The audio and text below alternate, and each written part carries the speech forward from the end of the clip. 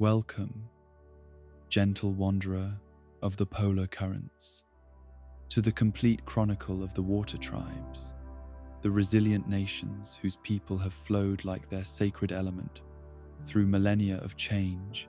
adaptation, and enduring strength. Tonight, we explore the profound depths of cultures shaped by ice and sea,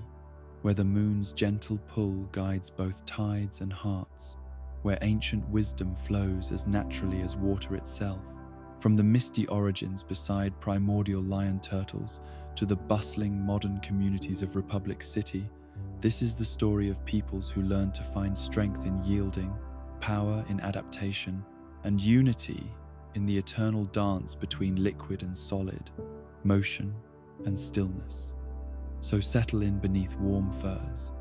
Let your mind drift like ice flows on peaceful currents, and journey with us through the ages. In the time before memory, when the world was younger, and the boundary between spirit and mortal realms shimmered like heat waves above sun-warmed stone, there existed cities that defied every assumption later generations would make about how humanity learned to bend the elements. These were not the ice-bound settlements of polar reaches, but magnificent structures that rose from tropical coastlines where palm fronds swayed in warm ocean breezes and crystalline lagoons, reflected skies unmarred by the smoke of war or industry that would one day darken the world's horizons. The lion turtles who served as humanity's first protectors were beings of such immense scale and ancient wisdom that their shells could support entire civilizations, their massive forms providing foundation for communities that numbered in the thousands, while their gentle movements across vast oceans carried these cities between continents,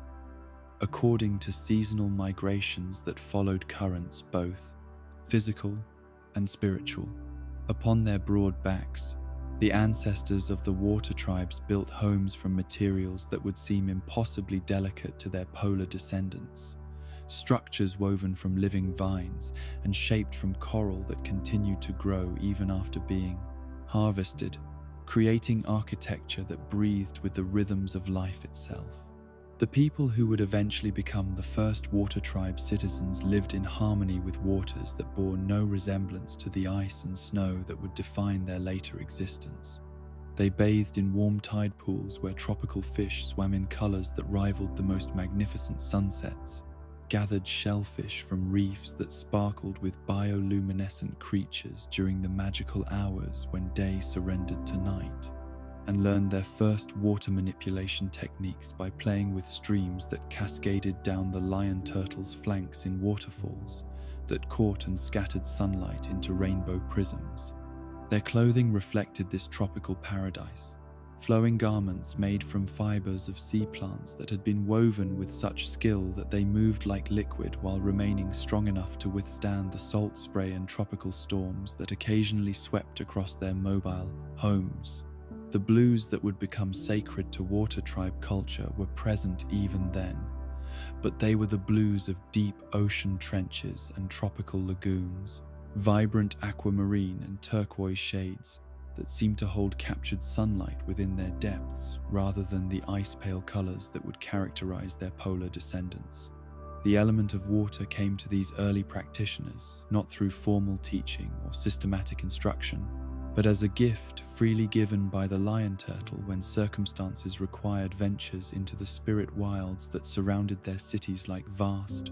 untamed gardens where reality followed different rules than those governing the relatively safe spaces of human habitation. The spirit wilds were places where plants grew in impossible configurations, where animals possessed intelligence that bordered on human understanding, and where the boundary between dream and waking experience became meaningless to those who spent extended periods within their mysterious borders. Each journey into these spiritual realms required preparation that went beyond simple physical readiness to encompass mental and emotional states that could withstand exposure to forces that operated according to principles that human reason could not easily comprehend. The lion turtle's gift of water manipulation was granted through a process that resembled prayer more than magical transformation. The great creature's ancient consciousness, touching the supplicant's spirit with gentle pressure that awakened dormant capabilities, while simultaneously providing protection against the spiritual dangers that waited beyond safety of human settlements. The returning water wielders brought with them not just the resources they had gathered, exotic fruits that could sustain entire families for days, medicinal plants whose properties surpassed anything available in conventional medicine, materials for crafting that possessed qualities that seemed to border on the miraculous, but also experiences and insights that gradually shaped their understanding of water's true nature and the responsibilities that came with the ability to manipulate such a fundamental force of existence. These early waterbenders discovered that their element was far more complex and spiritually significant than simple manipulation of liquid might suggest. Water carried memory within its molecular structure, retaining impressions of every place it had flowed and every life it had touched, creating connections between all living things that transcended physical boundaries and spatial limitations. The practice of waterbending became a form of communion with this universal memory, allowing practitioners to sense emotional states in others through the water that comprised the majority of all living tissue, to heal injuries by restoring proper flow to disrupted biological systems, and to navigate both physical and spiritual territories through their connection to currents that extended far beyond anything visible to normal perception. The communities that developed around these capabilities were unlike anything that would emerge in later periods of human civilization. Their social structures, based not on hierarchical authority or competitive resource acquisition, but on cooperative understanding that flowed as naturally as water itself. Decisions were made through processes that resembled the way streams merged into rivers, individual perspectives combining and strengthening each other, until consensus emerged that served everyone's needs, while honoring the wisdom that each person contributed to the collective understanding. Children born into these communities learned water manipulation through play and observation rather than formal instruction, their natural curiosity and connection to their element developing organically as they watched adults demonstrate techniques for gathering food, creating tools, maintaining their living architecture, and performing the healing arts that kept their communities healthy and spiritually balanced. The boundary between education and entertainment was as fluid as the water they learned to bend, with games and celebrations serving as teaching opportunities that made learning feel like natural expression of joy and creativity. The spiritual practices that emerged from daily life with water emphasized flow and adaptation over rigid adherence to prescribed rituals or dogmatic beliefs. These early water tribe ancestors understood that water's greatest strength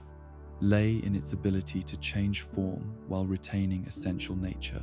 to yield before obstacles while gradually wearing them away through patient persistence,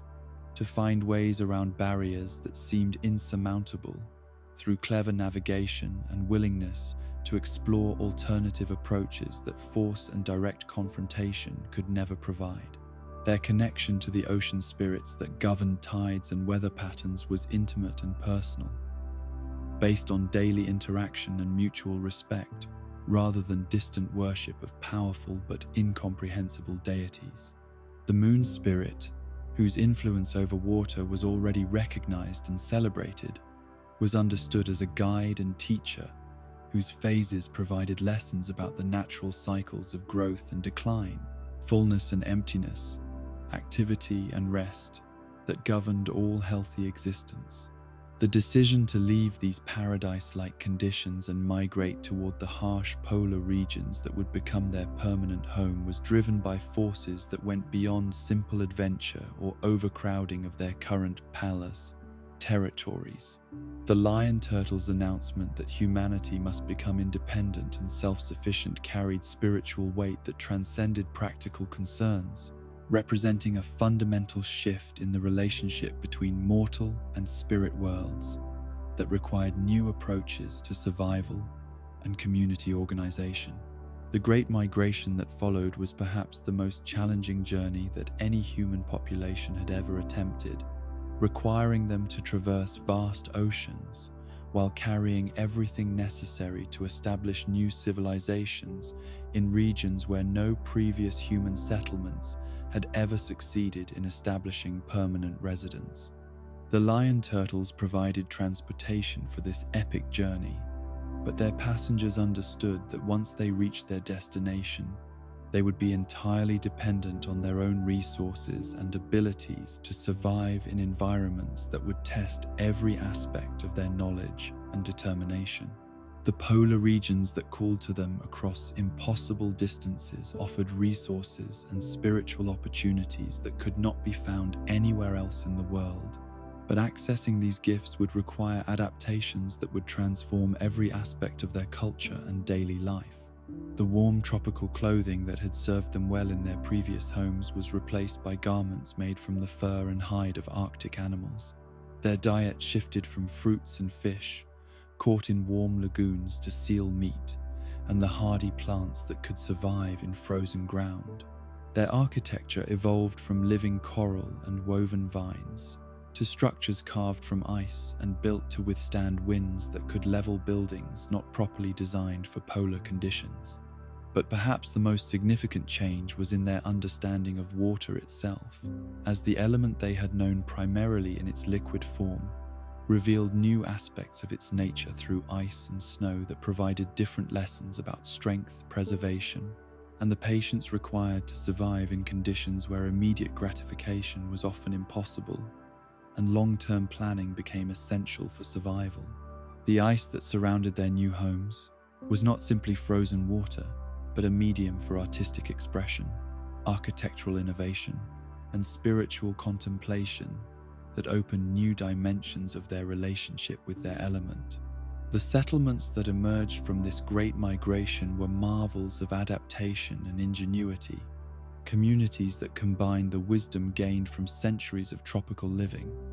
with innovations required by Arctic conditions to create ways of life that were both practical and beautiful.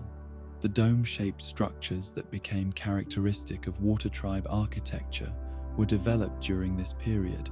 their forms inspired by the natural shapes that ice created when allowed to freeze according to its own principles, while being guided by human intention and engineering knowledge that had been accumulated through generations of building in challenging conditions. The fishing techniques that would sustain these communities for centuries were developed through careful observation of Arctic wildlife and experimentation with methods that could be effective in conditions where conventional approaches were inadequate. The art of ice fishing became a form of meditation that required patience, skill, and spiritual connection to the creatures whose lives would sustain human existence, while hunting methods evolved that honored the spirits of the animals whose sacrifice made survival possible in regions where plant food was scarce and the margin for error was smaller than anything their tropical ancestors had ever experienced. The preservation of food and other essential resources became central concerns that shaped every aspect of daily life, as the seasonal rhythms of polar regions made it necessary to gather and store during periods of abundance. Everything that would be needed during months when hunting and gathering were difficult or impossible. The techniques developed for smoking, drying, and freezing meat and fish created food supplies that could last through the longest winters while retaining nutritional value that kept communities healthy during periods when fresh food was unavailable. But beyond simple survival, these early polar settlers discovered that their new environment offered spiritual opportunities that had been impossible to access in their previous homes. The aurora that danced across polar skies during the long winter nights provided visible connections to spirit world phenomena that enhanced their water-bending abilities while teaching lessons about the interconnection between earthly celestial forces. The extreme conditions that made daily life challenging also created opportunities for spiritual growth and community bonding that forged relationships stronger than any their tropical ancestors had experienced. The children born in these new settlements were the first true polar water tribe citizens. Their bodies and spirits adapted from birth to conditions that would have been lethal to earlier generations, while their minds shaped by landscapes and experiences that previous humans had never imagined possible. Their water bending developed along lines that reflected their environment, emphasizing techniques for working with ice and snow rather than liquid water, creating innovations that would become fundamental to water tribe martial arts and daily life throughout all subsequent generations. The stories that emerged from this period of adaptation and discovery became the founding myths that would inspire water tribe culture for thousands of years. Tales of courage and ingenuity that showed how determination and cooperation could overcome apparently impossible challenges while maintaining essential humanity and spiritual connection to forces greater than individual survival. These narratives serve not just as entertainment but as instruction manuals for facing adversity, repositories of practical knowledge disguised as adventure stories that made essential survival information memorable and inspiring rather than merely informational. As the first generation of polar settlers aged and began passing leadership to their children and grandchildren, they established traditions and institutions that would provide stability and continuity for communities that faced constant challenges from weather, wildlife, and the simple logistics of maintaining civilization in regions where slight miscalculations could have fatal consequences. The elderly were revered not just for their wisdom, but for their role as living libraries who preserve knowledge that could mean the difference between survival and disaster during future crises that were certain to arise in such challenging environments. The gradual development of trade relationships with the scattered settlements that were emerging throughout the polar regions created networks of communication and mutual support that would eventually evolve into the political and cultural institutions that defined water tribe civilization for centuries. The seasonal gatherings that brought together representatives from different communities served multiple purposes, facilitating trade in essential goods, enabling young people to meet potential spouses from outside their immediate communities, and providing opportunities for sharing innovations and solutions to problems that affected everyone living in polar conditions. The healing arts that had been practiced by their tropical ancestors evolved to address injuries and illnesses that were specific to Arctic life, while the spiritual aspects of water bending expanded to encompass rituals and practices that honored the moon and ocean spirits, whose influence was even more apparent in polar regions, where the relationship between celestial bodies and earthly phenomena could be observed with clarity impossible in other climates. The healers who emerged from this period combined practical medical knowledge with spiritual insight that made them essential figures in communities where the margin between health and death was narrow and the consequences of injury or illness could affect entire settlements. The legacy of these first polar settlers would influence every aspect of water tribe culture throughout all subsequent periods, their innovations and adaptations, providing foundations that would prove strong enough to support thriving civilizations, while remaining flexible enough to accommodate the changes and challenges that future generations would face. The courage and wisdom they demonstrated in successfully making the transition from tropical to polar life established patterns of resilience and adaptability that would serve their descendants well during the many trials that lay ahead in time. The uncertain centuries that would test every aspect of their civilization's strength and character. The age that would come to be remembered as the golden era of the water tribes began not with conquest or sudden revolution, but with the patient work of visionary waterbenders who understood that scattered communities, struggling individually against the harsh realities of polar existence, could achieve far more through cooperation than any settlement could accomplish in isolation. These master benders possessed not only exceptional skill in their elemental art, but the rare wisdom to see beyond immediate tribal boundaries toward possibilities that required generations of careful planning and diplomatic patience to bring into reality. Among the most legendary of these unifying figures was a waterbender whose name has been lost to the mists of time, but whose achievements echo through every subsequent generation of water tribe history. Known only as the first builder, this master possessed abilities that seemed to transcend normal understanding of what waterbending could accomplish, shaping ice with precision that made permanent structures feel as natural and organic as living coral, while maintaining the flexibility and strength that Arctic conditions demanded from architecture intended to last through countless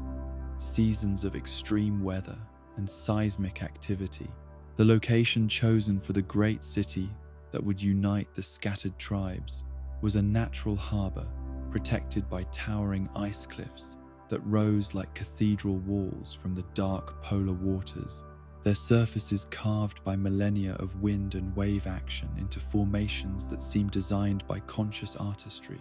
rather than random natural forces. The harbor itself was deep enough to accommodate the largest vessels while remaining sheltered from the storms that could make travel impossible for months at a time. Its waters warmed by geothermal activity that prevented complete freezing, even during the coldest periods of the long polar winter. The name Agnichkara carried multiple layers of meaning in the ancient dialect spoken by the early water tribes, simultaneously referring to the spiritual fire that burned within ice, the sacred flame that could exist without consuming, and the metaphysical concept of transformation that occurred when opposing forces achieved perfect balance rather than destroying each other through conflict. This etymology reflected the philosophical foundations upon which the city was built, principles that emphasized synthesis and cooperation over domination and competition. The construction of Agnichkara required innovations in both engineering and waterbending that pushed the boundaries of what previous generations had considered possible within the limitations of Arctic materials and polar weather conditions. The builders developed techniques for creating ice that was stronger than stone, while retaining sufficient flexibility to withstand the constant expansion and contraction that temperature variations imposed on all materials used in polar plane construction. These methods involve not just manipulating water into solid forms, but actually altering its molecular structure through advanced bending techniques that bordered on spiritual manipulation of matter's essential nature. The city's layout followed principles derived from observations of natural water flow patterns, with major thoroughfares designed to channel wind and foot traffic as efficiently as rivers directed water toward the sea, while residential districts were arranged in spiraling patterns that maximized both privacy and community interaction, while providing every family with access to natural light during the brief summer months when the sun remained visible above the horizon for extended periods. The central district where the tribal leaders met and conducted the business of governance was constructed around a vast amphitheater carved directly from the living ice of the harbor's cliffs, its acoustics designed with such precision that speakers at the center could be heard clearly in the furthest seats, while maintaining intimate conversational tones that encouraged thoughtful discussion rather than the rhetorical grandstanding that could dominate meetings held in less carefully designed spaces. The walls of this gathering place were decorated with intricate carvings that told the story of the water tribe's migration and settlement, serving both as artistic achievement and historical record for future generations who would need to understand their origins to properly guide their civilization's continuing development. The population that gathered in Agnikara during its golden age represented the finest achievements of water tribe culture across all specializations and walks of life, creating a concentration of talent and wisdom that had never previously existed in human civilization. Master waterbenders whose abilities seemed to defy natural law worked alongside craftsmen whose skills in carving, weaving, and metalwork produced items of such beauty and functionality that they became legendary throughout the known world. Healers developed techniques that combined traditional plant medicine with advanced waterbending to cure diseases and injuries that would have been fatal in smaller communities with more limited resources and expertise. The city's markets bustled with trade goods from across the polar regions and beyond, exotic items that reflected the extensive network of relationships that Agnikara had established with communities throughout the known world. Furs and ivory from the far northern reaches were exchanged for metals and gems from temperate regions, while the city's own products, particularly the advanced ice-working techniques and preserved foods that could maintain nutritional value across vast distances and long time periods, became highly sought after by traders who traveled routes that connected civilizations, separated by thousands of miles of dangerous terrain. The educational systems that emerged in Agnikara combined traditional master-apprentice relationships with more formal institutions that could provide systematic instruction in subjects ranging from basic literacy and mathematics to advanced waterbending theory, and the complex diplomatic protocols required for managing relationships between communities with different customs and languages. The libraries that were established during this period preserved knowledge in multiple formats, from traditional oral histories maintained by skilled storytellers to written records carved in ice using techniques that prevented deterioration while allowing for easy reproduction when additional copies were needed. The artistic achievements of Golden Age Agnikara reflected both the sophistication of its civilization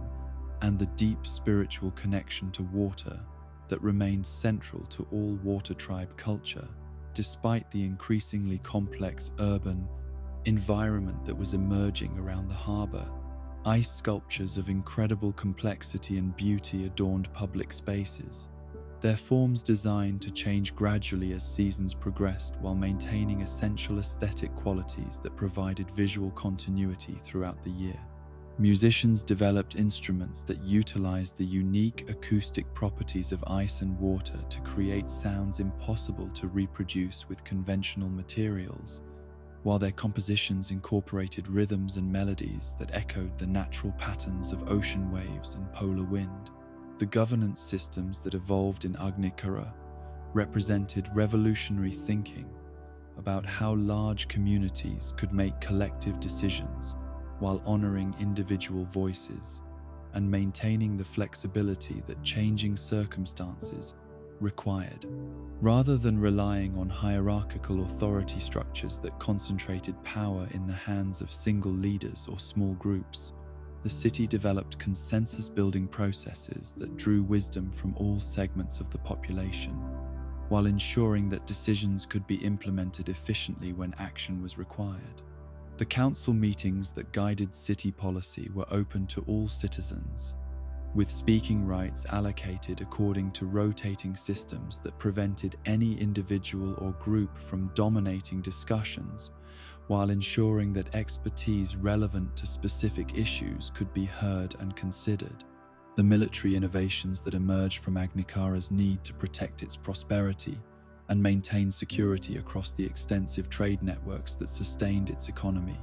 combined traditional water tribe fighting techniques with new applications of waterbending that took advantage of polar conditions and the city's defensive geography. Warriors trained in combat methods that utilized ice as both weapon and shield, while developing mobility techniques that allowed rapid movement across frozen terrain that would have been impassable for conventional military forces. The defensive systems that protected the city incorporated both static fortifications and dynamic elements that could be rapidly reconfigured as circumstances required, creating obstacles and advantages that attackers could not predict or prepare for in advance. The spiritual life of Agnikara reflected the synthesis of traditional tribal practices with new insights that emerged from the concentrated wisdom and diverse perspectives that the city's population brought together from across the Water Tribe territories. The temples that were constructed for community worship combined architectural elements from various tribal traditions while incorporating innovations that were specifically designed to enhance meditation and spiritual practice through their relationship to water and ice. The ceremonies that marked seasonal transitions and important life events drew from multiple tribal customs while developing new elements that reflected the unique urban environment and its relationship to the broader spiritual ecosystem of the polar regions. The healing traditions that flourished in Agnieszka represented perhaps the greatest achievement of this golden age, combining medical knowledge from across the known world with advanced water-bending techniques that could address both physical injuries and spiritual imbalances that contributed to disease and emotional distress. The hospitals that were established during this period provided care that was available to all citizens regardless of their economic status or tribal origins, while the research conducted by these institutions advanced understanding of human anatomy and physiology in ways that would influence medical practice for centuries beyond the city's eventual decline. The technological innovations that emerged from Agnieszka's workshops and laboratories solved practical problems that had challenged polar communities since the first settlements were established, while their advanced understanding of ice manipulation and preservation techniques enabled achievements that seemed almost magical to peoples from other climates and cultures. The tools and weapons produced by the city's craftsmen were superior to anything available elsewhere in the world, while their techniques for food, storage, and water purification provided security against famine and disease that made sustained urban civilization possible in regions where such achievements had previously been impossible. The diplomatic relationships that Agnikara established with other nations and peoples created networks of communication and trade that brought prosperity and knowledge to regions that had previously been isolated and struggling. The ambassadors and traders who represented the city in foreign lands were selected for their wisdom and cultural sensitivity as much as their negotiating skills, ensuring that relationships were built on mutual respect and understanding rather than simple economic advantage or political manipulation. The children who grew up in Golden Age Agnieszka received educational and cultural opportunities that would have been unimaginable for previous generations. Their worldviews, shaped by exposure to diverse perspectives and advanced knowledge, while their identities remained rooted in traditional water tribe values and practices that connected them to their ancestors and the spiritual foundations of their civilization. These young people would become the leaders and innovators who carried the city's achievements forward while adapting to challenges that could not have been anticipated during the height of prosperity and cultural flowering. The philosophical schools that emerged in Agnieszka developed sophisticated theories about the nature of water, consciousness, and the relationship between individual identity and collective responsibility that influenced thinking throughout the known world. The debates and discussions that filled the city's public spaces and private gatherings pushed intellectual boundaries, while maintaining practical focus on applications that could improve daily life and community welfare rather than becoming purely academic exercises disconnected from real-world concerns and human needs. The festivals and celebrations that marked the rhythm of life in Agnieszka combined traditional tribal observances with new customs that reflected the city's unique character and achievements, creating shared experiences that strengthened community bonds while honoring the diverse backgrounds and contributions of all citizens. These gatherings served multiple purposes beyond simple entertainment, facilitating the social connections that made urban life fulfilling, while providing opportunities for cultural exchange and learning that kept the city's intellectual and artistic life vibrant and constantly evolving. The peak of Agnikara's golden age was marked by achievements in architecture, engineering, and water bending that pushed the boundaries of what had previously been considered possible within the constraints of polar environment and available materials. The great ice bridge that connected the city to outlying settlements stretched across distances that seemed impossible to span with available technology, while the aqueduct systems that provided fresh water throughout the urban area demonstrated mastery of hydraulic engineering that would not be equaled for centuries after the city's decline. But even during this period of unprecedented prosperity and cultural achievement, careful observers might have noticed subtle signs that the conditions supporting such remarkable flowering were beginning to shift in ways that would eventually require significant adaptations or risk the loss of everything that had been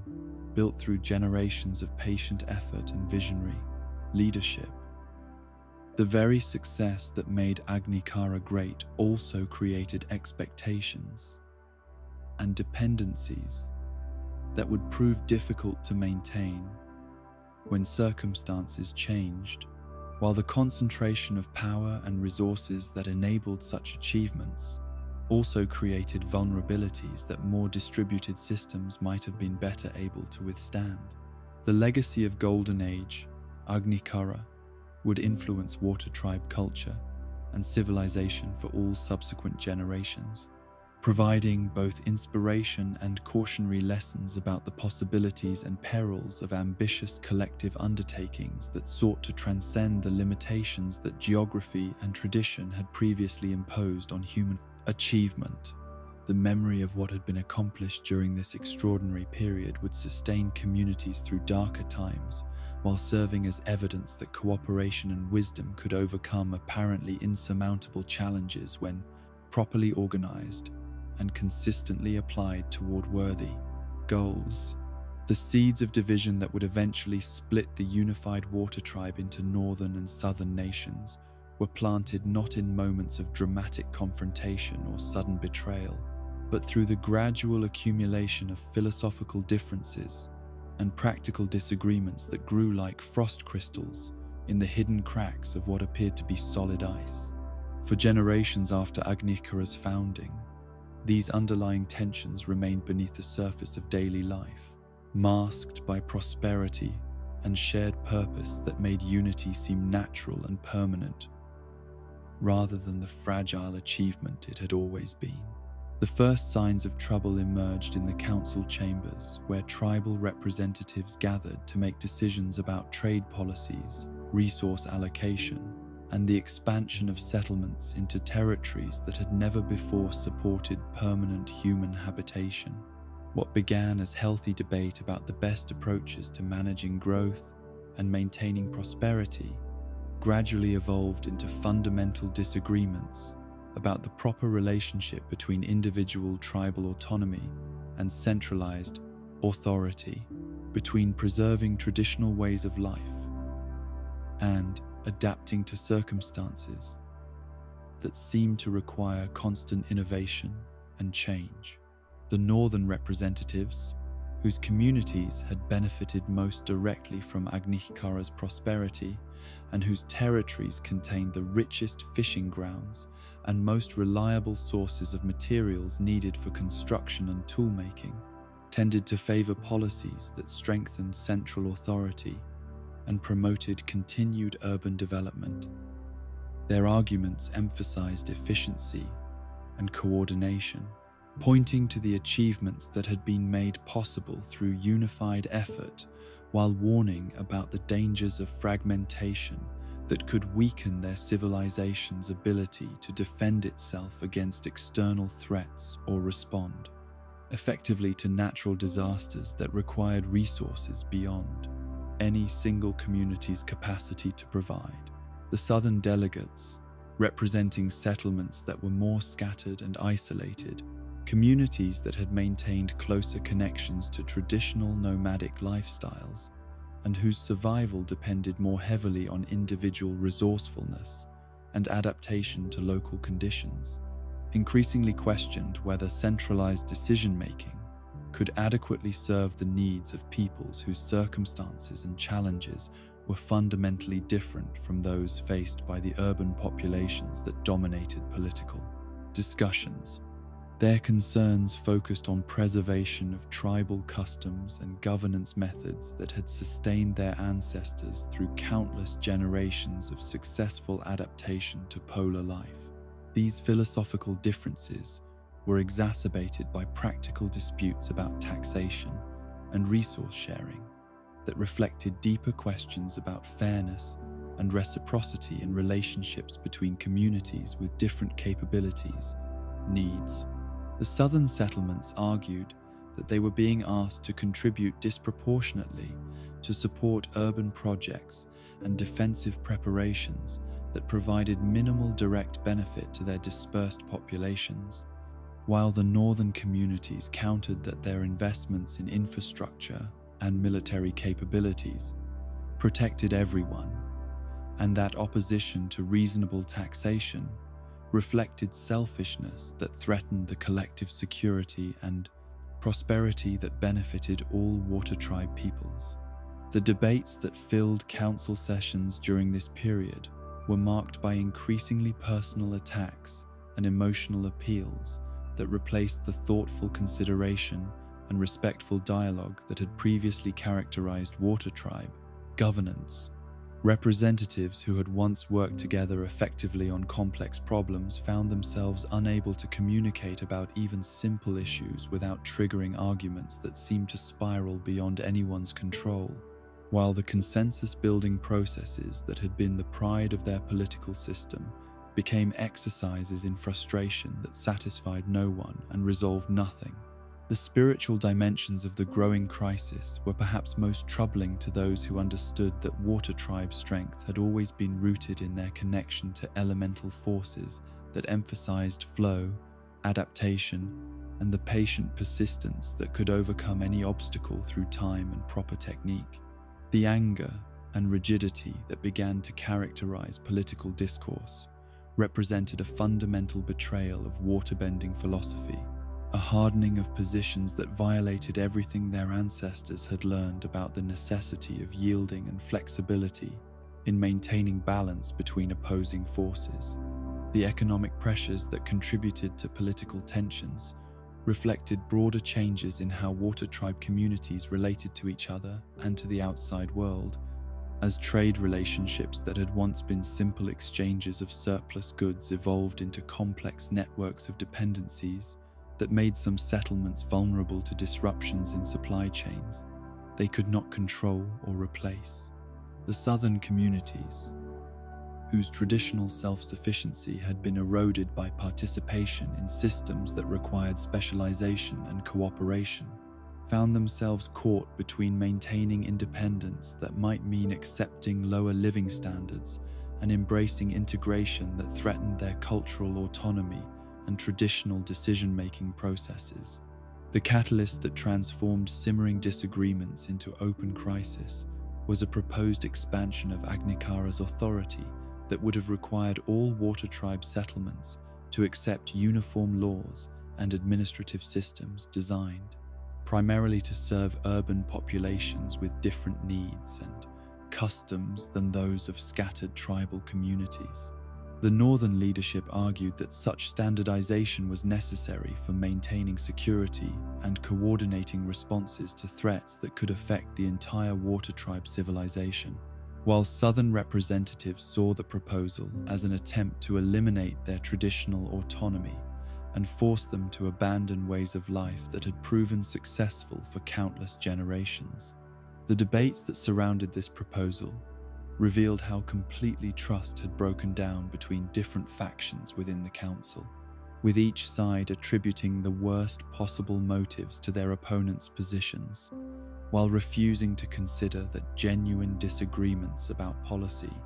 might reflect legitimate differences in values and circumstances rather than personal animosity or hidden agendas designed to benefit some groups at others' expense. The passionate speeches that filled council chambers during this period were marked by rhetoric that would have been unthinkable during earlier generations when water tribe unity had seemed natural and unquestionable. The breakdown of normal political processes created a vacuum that was filled by extremist voices on both sides, who had previously been marginalized by the moderate leadership that had guided water tribe civilization through its golden age. These radicals offered simple solutions to complex problems while promising to restore the purity and strength that they claimed had been corrupted by compromise and accommodation with opposing viewpoints that deserved no respect or consideration from true water tribe patriots who understood their civilization's essential character and historical mission. The violence that eventually erupted was sporadic and limited in scope, but its psychological impact far exceeded the actual physical damage it caused, shattering assumptions about water tribe character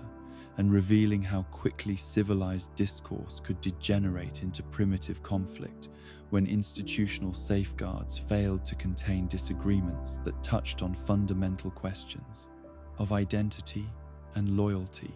The sight of water tribe citizens using their bending abilities against each other was profoundly shocking to peoples who had always prided themselves on their peaceful nature and cooperative approach to solving problems through patient negotiation and mutual understanding. The Southern secessionists who began organizing during this period were not primarily motivated by hatred of their northern relatives or desire to inflict punishment for real or imagined grievances,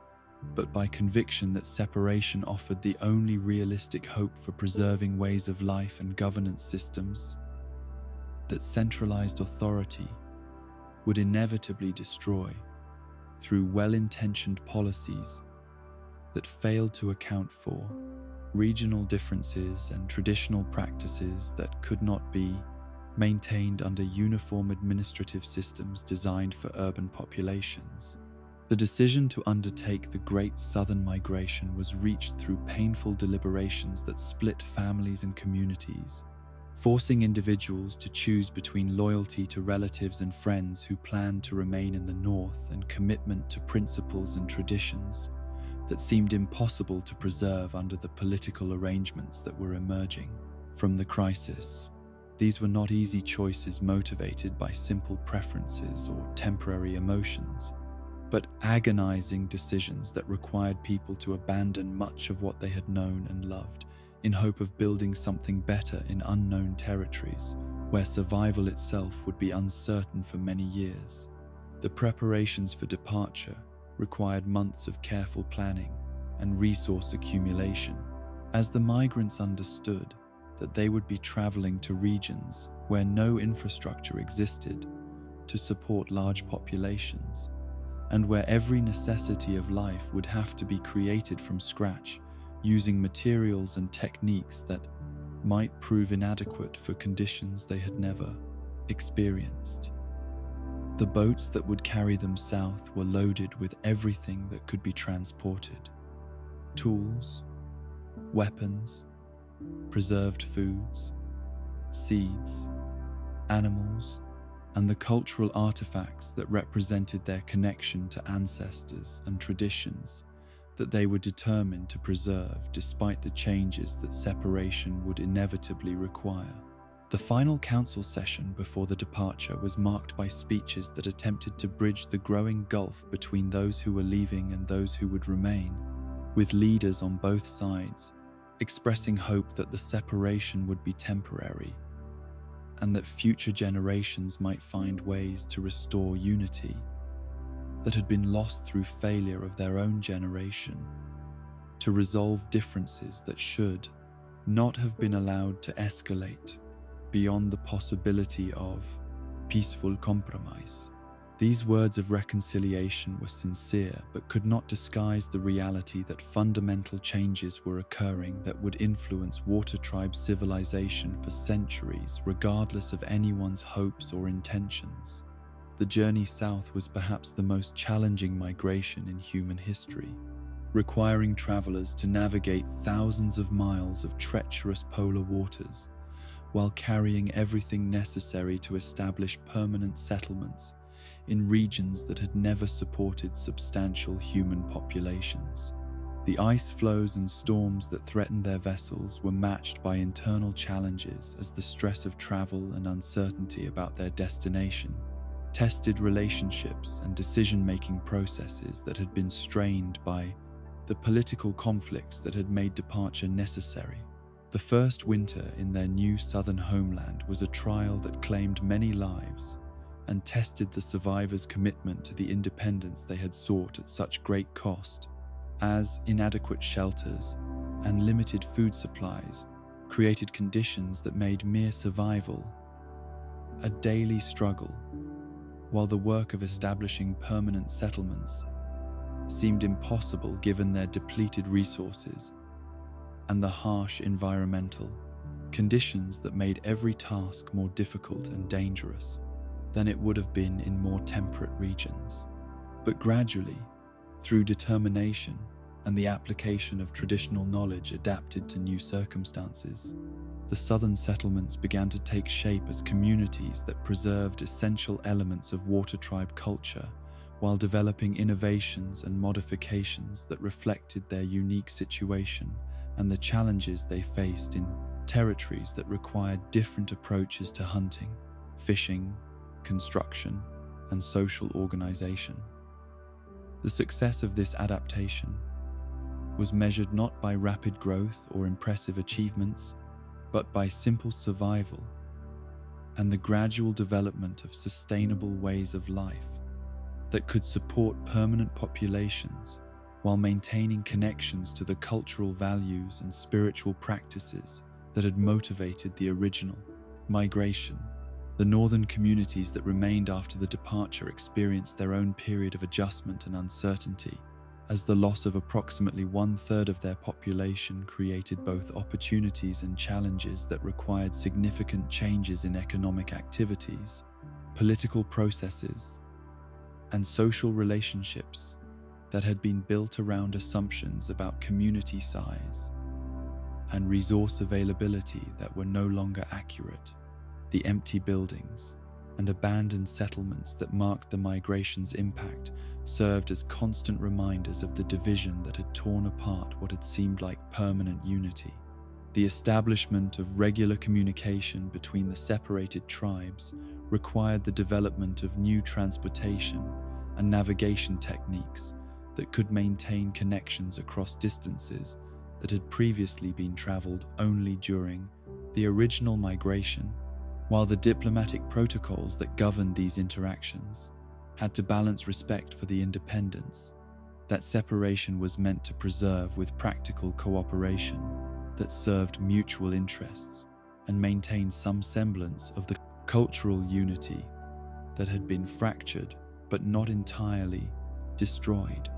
The new moon celebration that emerged as a shared tradition linking the separated tribes represented both acknowledgement of division and affirmation of continuing connection. Annual gatherings that brought together representatives from north and south for festivals that celebrated common heritage while respecting the different paths their communities were following. These events served multiple purposes beyond simple cultural preservation, facilitating trade relationships, enabling marriages between tribes, and providing opportunities for sharing innovations and solutions to problems that affected both regions. The children who grew up after the division inherited both the achievements and the failures of their parents' generation, their identities shaped by stories of former unity and current separation that created complex feelings of loss and pride, regret, and hope for eventual reconciliation that might restore what had been lost while preserving what had been gained. Through the courage to choose independence when unity had become impossible to maintain without sacrificing essential values and traditional practices.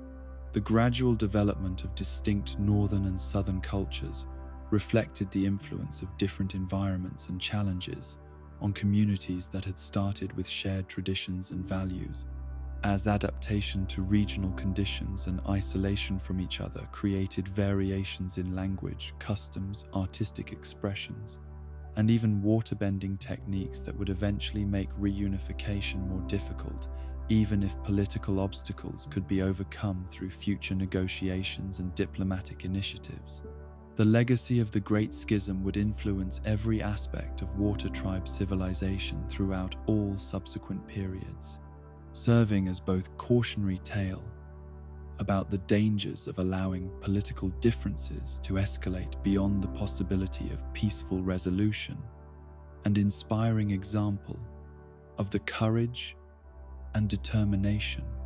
required to preserve essential values and traditions when compromise threatens to eliminate what makes communities distinctive and worthy of preservation across generations of challenge and change. The rhythm of daily life in the Water Tribes flowed as naturally as the tides that shaped their polar shores. Each day beginning before dawn with the gentle sounds of families stirring in their ice-carved homes, the soft whisper of seal oil lamps being lit to drive away the darkness, and the quiet conversations that passed between grandparents and grandchildren as the wisdom of ages was shared over simple breakfasts of preserved fish, seaweed bread, and the strong tea made from Arctic herbs that could restore warmth to bodies chilled by the perpetual cold of their demanding environment. The family structures that formed the foundation of Water Tribe society were built around extended kinship networks that included not only blood relatives but adopted members, close friends, and skilled individuals whose contributions to community welfare earned them places of honor and responsibility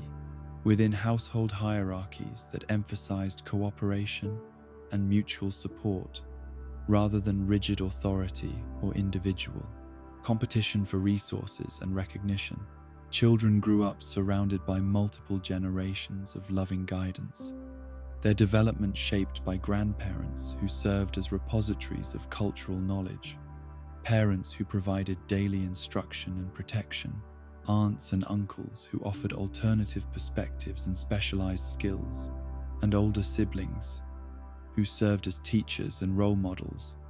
in the complex process of learning to be productive adult members of their challenging but rewarding communities. The education of young Water Tribe citizens began from their earliest moments of consciousness, with infants exposed to the sounds of traditional songs and stories that would shape their understanding of their people's history and values, while their developing motor skills were encouraged through games and activities that would later prove essential for survival in environments where clumsiness or inattention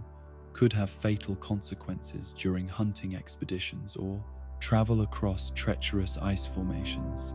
The lullabies that mothers sang to their children contained practical information about weather patterns, animal behavior, and navigation techniques disguised as entertainment, ensuring that essential knowledge was absorbed naturally and retained permanently through emotional association with security and parental love. As children grew old enough to venture outside their homes during the brief summer months when temperatures rose above freezing and daylight extended through most of the 24-hour cycle, their education expanded to include hands-on experience with the tools, techniques, and responsibilities that would define their adult roles within their communities. Boys and girls alike learned basic fishing, hunting, and food preservation methods, while also receiving instruction in crafts like sewing, carving, and ice working that were essential for maintaining the equipment and structures that made survival possible in conditions that challenged every aspect of human adaptation and ingenuity. The coming-of-age ceremonies that marked the transition from childhood to adult responsibility varied between northern and southern tribes, but all emphasized the importance of demonstrating courage, wisdom, and competence in situations that tested not only physical abilities, but moral character and commitment to community welfare above personal comfort or safety. In the Southern Water Tribe, the ritual known as ice dodging required young people approaching their 14th birthday to navigate treacherous waters filled with massive ice chunks, while working as a team to control sailing vessels that could be destroyed by a single moment of poor judgment or inadequate coordination between crew members. The preparation for ice dodging began months before the actual ceremony, with experienced adults teaching navigation skills, weather reading, and the subtle arts of reading ice formations and water currents that could mean the difference between successful passage and catastrophic collision, with obstacles that were constantly shifting according to patterns that required both scientific knowledge and intuitive understanding to predict accurately. The young participants learned to work together despite personality conflicts and competitive instincts, understanding that their individual success depended absolutely on their ability to function as coordinated units, where each person's strengths compensated for others' weaknesses. The marks of honor that were awarded to successful participants in ice dodging ceremonies carried deep symbolic meaning that connected individual achievement to tribal values and cultural identity, with the mark of the brave recognizing those who faced danger without allowing fear to compromise their judgment or effectiveness. The mark of the wise honoring those who made decisions that served the common good, even when personal interests might have suggested different choices. And the mark of the trusted acknowledging those whose reliability and integrity had been demonstrated through actions that proved their worthiness to hold positions of responsibility within their communities. The marriage customs that governed romantic relationships and family formation in Water Tribe society reflected the practical necessities of polar life, while honoring spiritual beliefs about the sacred nature of partnerships that would produce the next generation and contribute to community, stability, and cultural continuity. In the Northern Water Tribe, arranged marriages were common, with parents selecting spouses for their children based on considerations that included family compatibility, economic advantages, and the preservation of valuable skills and knowledge within tribal bloodlines that had proven successful in adapting to Arctic conditions over many generations. The betrothal necklaces that symbolized engagement in northern communities were crafted with careful attention to beauty and meaning, their designs incorporating symbols that told stories about the families being united and the hopes that parents held for their children's futures, while the materials used in their construction reflected both the resources available to the families involved and their understanding of spiritual forces that could influence the success of marriages and the happiness of couples who were entering into lifelong commitments that would affect not only themselves, but their children and their communities. The wedding ceremonies that formalized these unions were community celebrations that lasted for days, combining sacred rituals that honored the moon and ocean spirits with practical activities like house building and gift giving that helped establish the new household and demonstrate community support for the couple's success,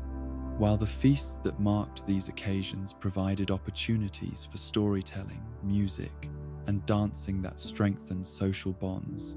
while celebrating the continuation of cultural traditions that connected present generations to their ancestors and future descendants.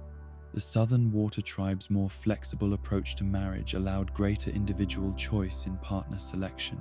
though family approval remained important, and matches were still evaluated according to practical considerations about compatibility, shared values, and the likelihood that partnerships would contribute to community welfare, rather than creating problems or divisions that could affect tribal harmony. The courtship processes that preceded Southern marriages were often extended affairs that allowed couples to evaluate their compatibility through shared activities and conversations that revealed character and values while building emotional bonds that could sustain relationships through the challenges and stresses that polar life inevitably imposed on all marriages.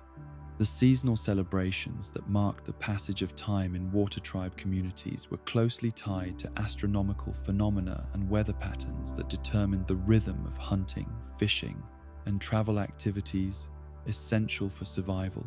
while their spiritual dimensions honored the forces of nature that governed their environment and the ancestral spirits who provided guidance and protection for their descendants, facing challenges that required both practical skill and supernatural assistance to overcome successfully. The winter solstice celebrations that marked the year's darkest period emphasized themes of perseverance and hope, with communities gathering to share preserved foods and tell stories that reminded participants of previous generations' success in surviving similar trials. The spring festivals that welcomed the return of extended daylight and migratory animals focused on renewal and preparation, with elaborate ceremonies that blessed hunting equipment, repaired tools and weapons, and honored the spirits of the creatures whose sacrifice would sustain human life during the coming year. While the community activities that accompanied these rituals included races, contests of skill, and demonstrations of waterbending techniques that served both as entertainment and as opportunities for young people to display their developing abilities and receive recognition from elders and peers. The food traditions that sustained water tribe communities reflected both the limitations and opportunities of polar environments, with preservation techniques that could maintain nutritional value and flavor through months of storage, while utilizing every part of hunted animals to avoid waste that could not be afforded in regions where successful hunting expeditions were uncertain and weather conditions could make food gathering impossible for extended periods. The preparation of meals was a communal activity that brought families together while preserving and transmitting practical knowledge about nutrition, food safety, and the complex processes required to transform raw materials into nourishing dishes that could satisfy both physical needs and cultural expectations about proper hospitality and celebration. Sea prunes gathered from tidal pools during low tide were considered delicacies that combined pleasant flavor with essential nutrients, often lacking in diet, composed primarily of meat and fish, while their preparation required careful timing and technique to preserve their texture and nutritional content, while eliminating harmful organisms that could cause illness in communities where medical resources were limited and recovery from digestive ailments could be slow and dangerous. Giant sea crabs that inhabited the deeper waters near tribal settlements provided special occasion foods that were reserved for festivals and ceremonies. Their capture requiring coordinated efforts by skilled hunters who used techniques passed down through generations of successful crab fishermen. Sea squid that could be caught in large quantities during certain seasons formed the basis for numerous dishes that ranged from simple soups eaten daily by working families to elaborate preparations that demonstrated culinary artistry during important social gatherings, while the versatility of squid as an ingredient made it valuable for communities that needed to create variety in their diets despite limited access to diverse food sources. The techniques for preparing squid properly required considerable skill and experience, as improper handling could result in tough, unpalatable dishes that wasted valuable protein sources. Seaweed that grew in the coastal waters provided essential vitamins and minerals while serving as the foundation for bread, soup, and seasoning preparations that added flavor and nutritional value to meals that might otherwise have been monotonous, despite their adequacy for sustaining life and health. The gathering of seaweed required knowledge of tidal patterns, seasonal growth cycles, and proper harvesting techniques that ensured sustainable collection while maintaining the health of marine ecosystems that supported multiple food sources essential for community survival. The preservation methods that allowed communities to store adequate food supplies for surviving the long polar winters combined traditional techniques with innovations that reflected generations of experimentation and refinement, creating systems that could maintain large quantities of meat, fish,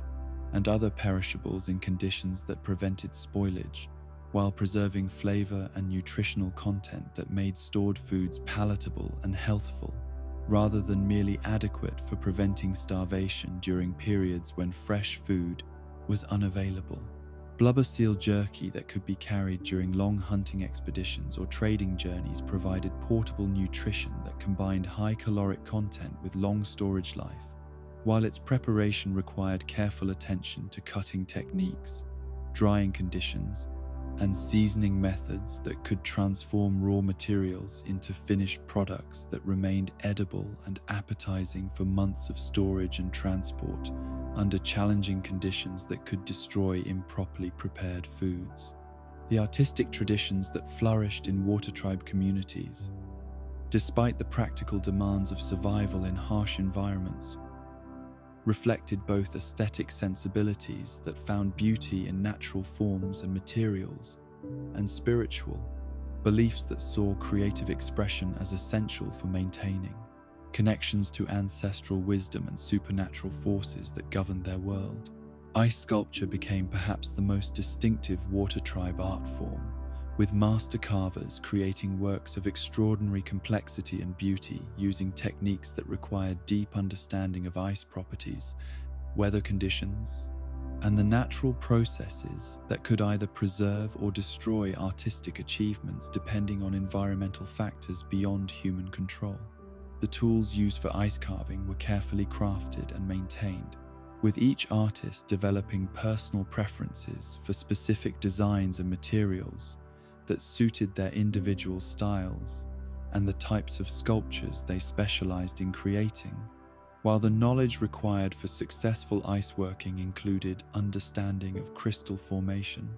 thermal dynamics,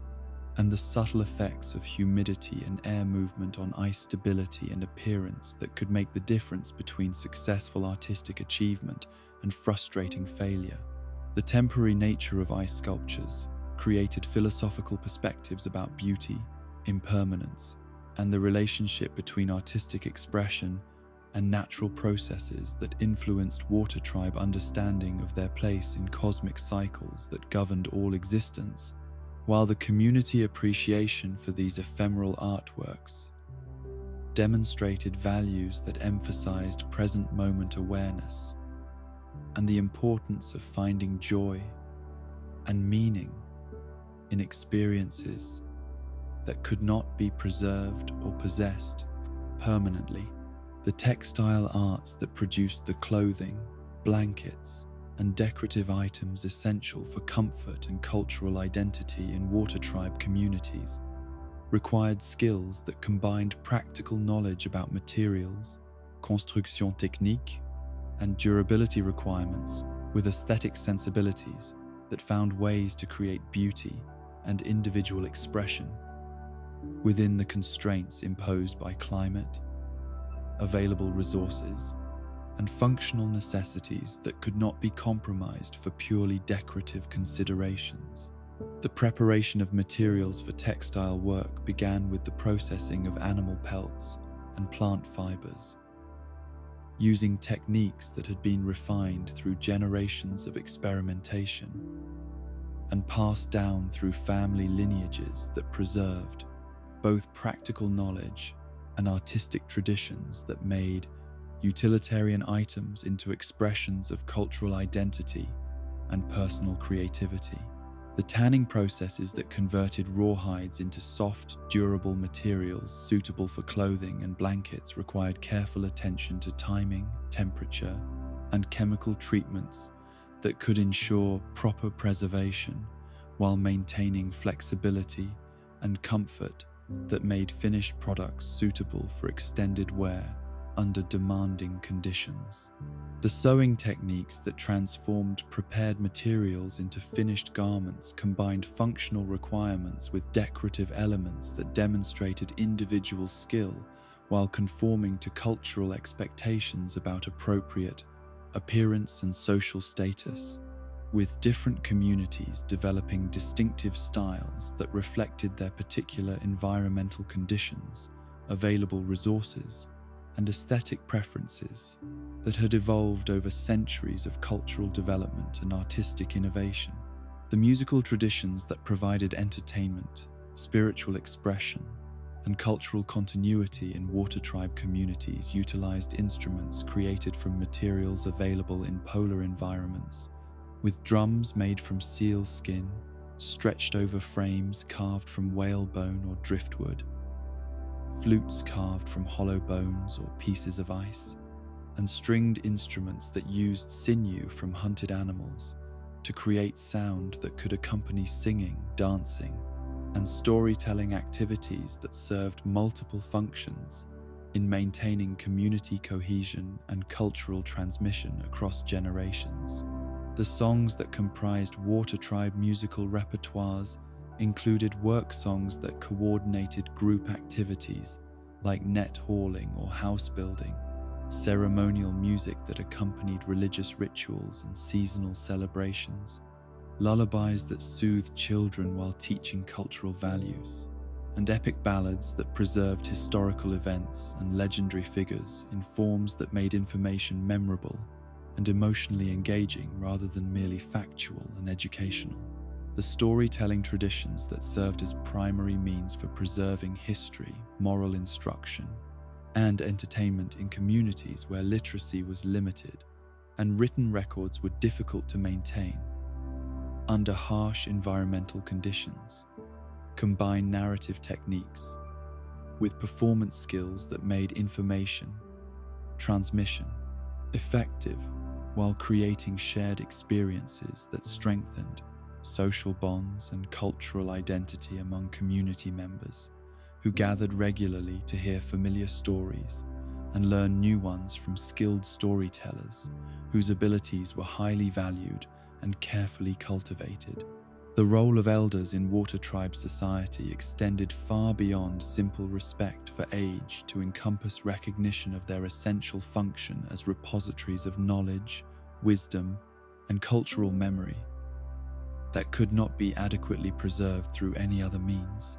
while their authority in community decision-making reflected understanding that experience and proven judgment were more valuable than youthful enthusiasm or innovative thinking when dealing with challenges that required solutions based on accumulated wisdom rather than untested theories or experimental approaches that could have dangerous consequences if implemented incorrectly. The process of transferring knowledge from elders to younger community members required patience and respect from both generations, with established teaching methods that ensured essential information was accurately transmitted while allowing for questions and clarification that helped students understand not only what they needed to know, but why specific practices and beliefs had developed, and how they could be adapted to meet changing circumstances without losing their essential effectiveness and cultural meaning. The daily rhythms that governed water tribe life reflected the constraints and opportunities of polar environments, with work schedules that maximized use of available daylight during summer months while conserving energy and resources during winter periods when outdoor activities were dangerous or impossible, and social activities that brought communities together during long periods of confinement while maintaining individual privacy and family autonomy that prevented the tensions and conflicts that could arise when people were forced into close proximity for extended periods under stressful conditions. The first reports of Fire Nation ships approaching water tribe territories arrived like storm warnings carried on bitter winds. Fragmentary accounts from fishing vessels and trading expeditions that spoke of strange vessels with metal hulls and billowing smoke, where peaceful waters had never before witnessed such ominous intrusions. These early sightings seemed almost impossible to believe, tales of floating fortresses that moved without wind or current, their decks crowded with armored soldiers, whose very presence in polar regions violated centuries of understanding about the natural boundaries that separated the nations and maintained the balance that had allowed each culture to develop according to its own principles and environmental adaptations. The Southern Water Tribe, scattered across numerous small settlements that had been established to take advantage of the best hunting and fishing grounds, while maintaining the mobility that had always been essential for survival in harsh polar conditions, was particularly vulnerable to attacks that could strike without warning at communities that had never needed to consider defense against organized military assault. The isolation that had been a source of strength during peacetime became a fatal weakness when enemies could attack individual settlements before help could arrive from neighboring villages, overwhelming small populations through superior numbers and military technology that transformed traditional warriors into helpless victims of systematic conquest. Hakoda's emergence as a leader during these desperate early years of the war reflected both his exceptional personal qualities and the circumstances that demanded someone capable of organizing resistance efforts among peoples who had never needed to coordinate large-scale military operations or maintain standing armies equipped for sustained combat against enemies whose capabilities and intentions were initially incomprehensible to communities that had known only peace and cooperation in their relationships with other nations and their own tribal neighbors. The decision to send the women and children to the more defensible Northern Water Tribe while the men departed on dangerous missions against Fire Nation supply lines and military installations was perhaps the most painful choice that Southern communities ever made collectively, splitting families and disrupting social structures that had been carefully developed over centuries to provide stability and support for individuals whose survival depended on their integration into cooperative networks that shared resources, knowledge, and emotional sustenance through the challenges of polar existence. The evacuation journeys that carried mothers, children, and elderly relatives toward northern territories were fraught with dangers that went beyond simple travel hardships, to encompass constant fear of Fire Nation patrols that could capture or kill refugees who had no means of defending themselves against military forces that showed no mercy to non-combatants whose only crime was belonging to a nation that had been marked for conquest and cultural destruction. The ice flows and storms that had always made polar travel dangerous became even more treacherous when travelers could not stop to wait for better conditions, but had to continue moving regardless of weather because delay might mean capture by enemies who gave no quarter and took no prisoners except those who might serve their strategic purposes. The women who reached northern settlements with their children found themselves dependent on the hospitality and resources of communities that were already strained by their own defensive preparations and the economic disruptions that war had created throughout Water Tribe territories. The cultural differences that had developed during the centuries since the Great Schism created additional challenges for refugees who had to adapt to unfamiliar customs and social expectations while dealing with the trauma of displacement and the constant worry about husbands, fathers, sons, and brothers whose survival was uncertain and whose return was promised but not guaranteed. The systematic raids that the Fire Nation conducted against southern settlements were designed not merely to capture territory or eliminate military resistance, but to destroy the cultural foundations that had sustained Water Tribe civilization for countless generations, targeting healers, spiritual leaders, craftsmen, and anyone else whose knowledge and skills were essential for maintaining tribal traditions and social structures that had proven effective in adapting to polar conditions and preserving community identity across centuries of challenge and change. The capture and imprisonment of waterbenders was particularly devastating because these individuals represented not only the military capabilities that might have enabled effective resistance against Fire Nation occupation, but also the healing traditions, spiritual practices, and cultural knowledge that connected present generations to their ancestors and provided the foundation for transmitting essential wisdom to children who would need such guidance to survive and prosper in whatever world emerged from the Foundation. Current conflict. The prison ships that carried captured waterbenders away from their homelands were designed as psychological as well as physical prisons, with conditions calculated to break the spirits of prisoners while preventing them from using their abilities to escape or communicate with potential rescuers who might attempt missions that could free them and restore their capabilities. To communities that desperately needed their contributions to survival and resistance efforts that were becoming increasingly difficult to sustain without their leadership and specialized knowledge. The daily life that continued in occupied southern territories was characterized by constant surveillance and arbitrary restrictions that made normal activities dangerous, while forcing residents to develop new survival strategies that emphasize secrecy, cooperation with underground networks, and the preservation of cultural practices through covert means that could maintain essential traditions without attracting the attention of occupying forces that were dedicated to eliminating all traces of Water Tribe identity and replacing them with Fire Nation systems and values. The food rationing that Fire Nation administrators imposed on conquered settlements was designed to create dependency and prevent the accumulation of resources that might support resistance activities, while the restrictions on travel and communication between communities isolated individuals and families from support networks that had previously provided security and assistance during times of crisis or need that required cooperative responses beyond any single household's capacity to provide. The underground resistance networks that developed in response to occupation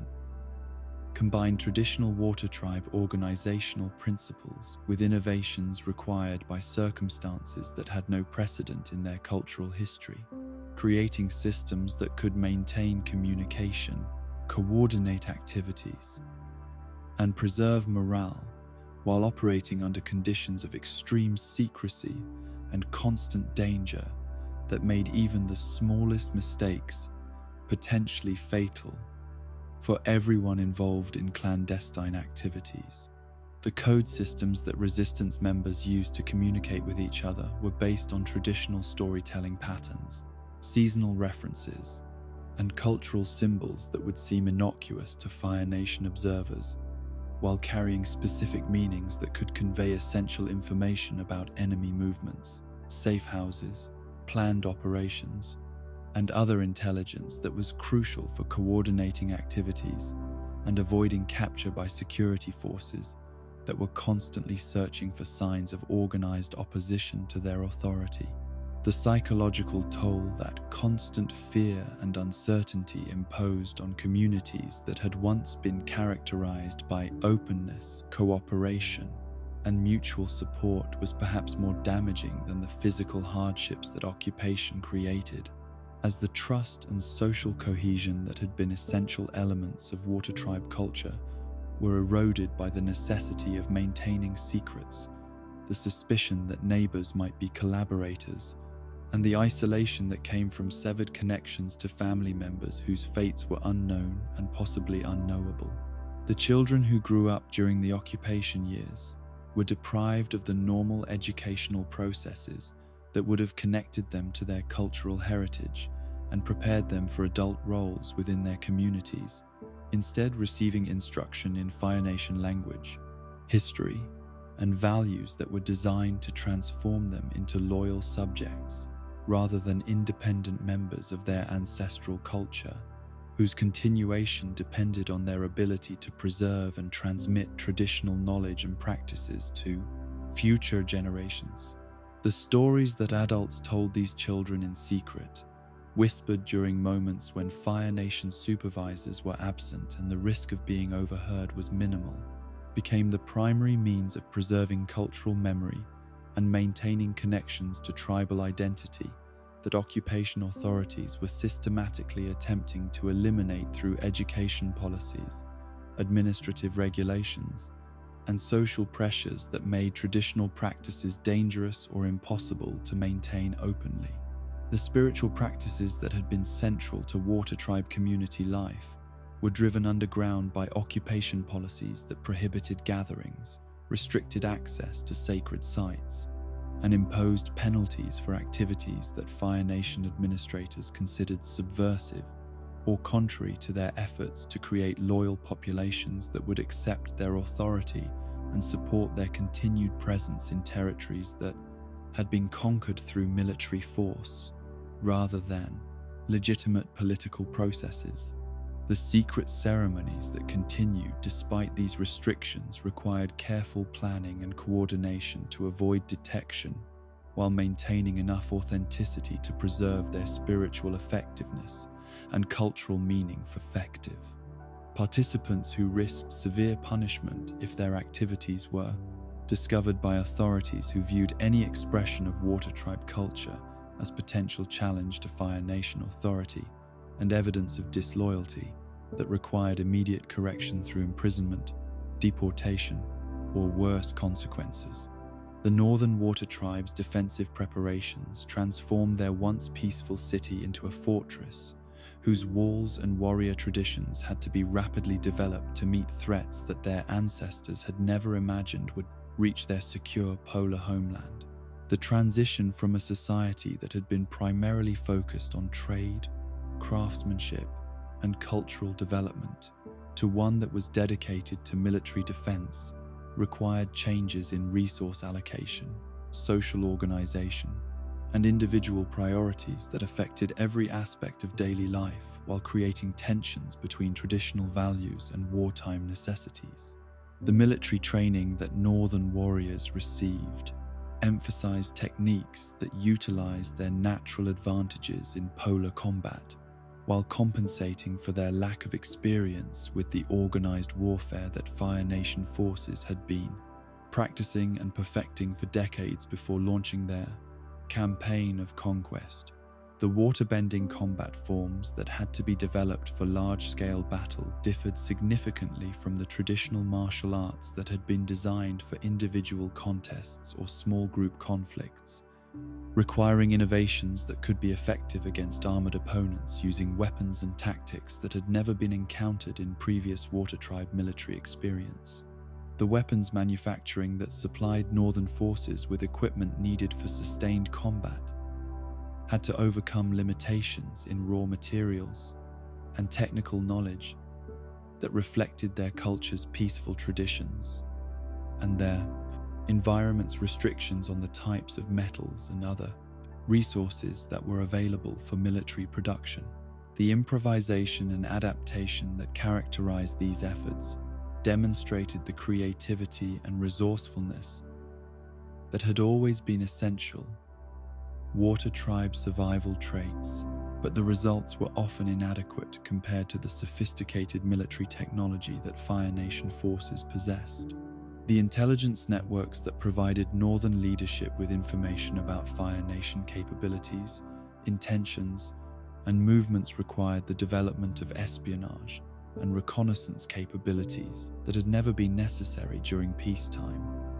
but were essential for planning defensive strategies and coordinating with resistance activities in occupied territories. The volunteers who undertook these dangerous missions demonstrated courage and dedication that reflected the best traditions of their culture, while adapting to circumstances that required skills and moral flexibility that their traditional upbringing had not provided. The diplomatic efforts that Northern leaders made to secure assistance from the Earth Kingdom and other potential allies were hampered by their lack of experience with international politics and their limited understanding of the strategic considerations that influenced other nations' party. Decisions about whether to risk Fire Nation retaliation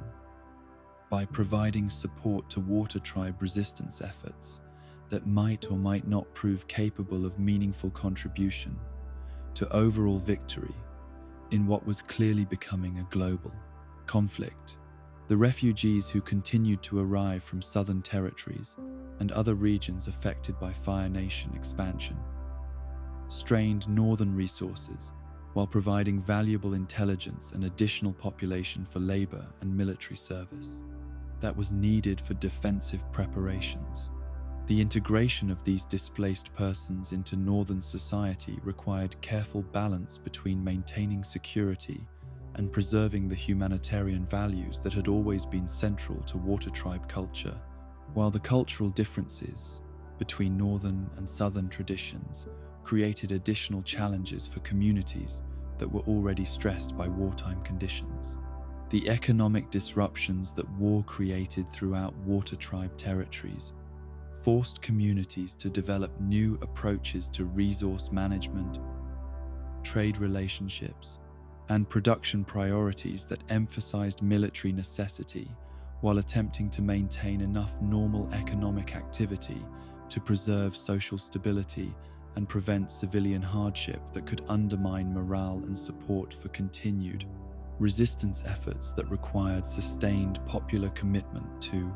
succeed against overwhelmingly superior enemy capabilities. The hope that sustained Water Tribe communities throughout these dark years was maintained through stories of successful resistance operations, rumors of potential allies who might join their struggle, and faith in traditional prophecies and spiritual beliefs that promised eventual restoration of balance and justice that would end their suffering and restore their independence. These sources of encouragement were carefully preserved and shared through networks that kept alive the possibility that current sacrifice and struggle would eventually lead to victory and renewal rather than continuing decline toward ultimate defeat and cultural extinction.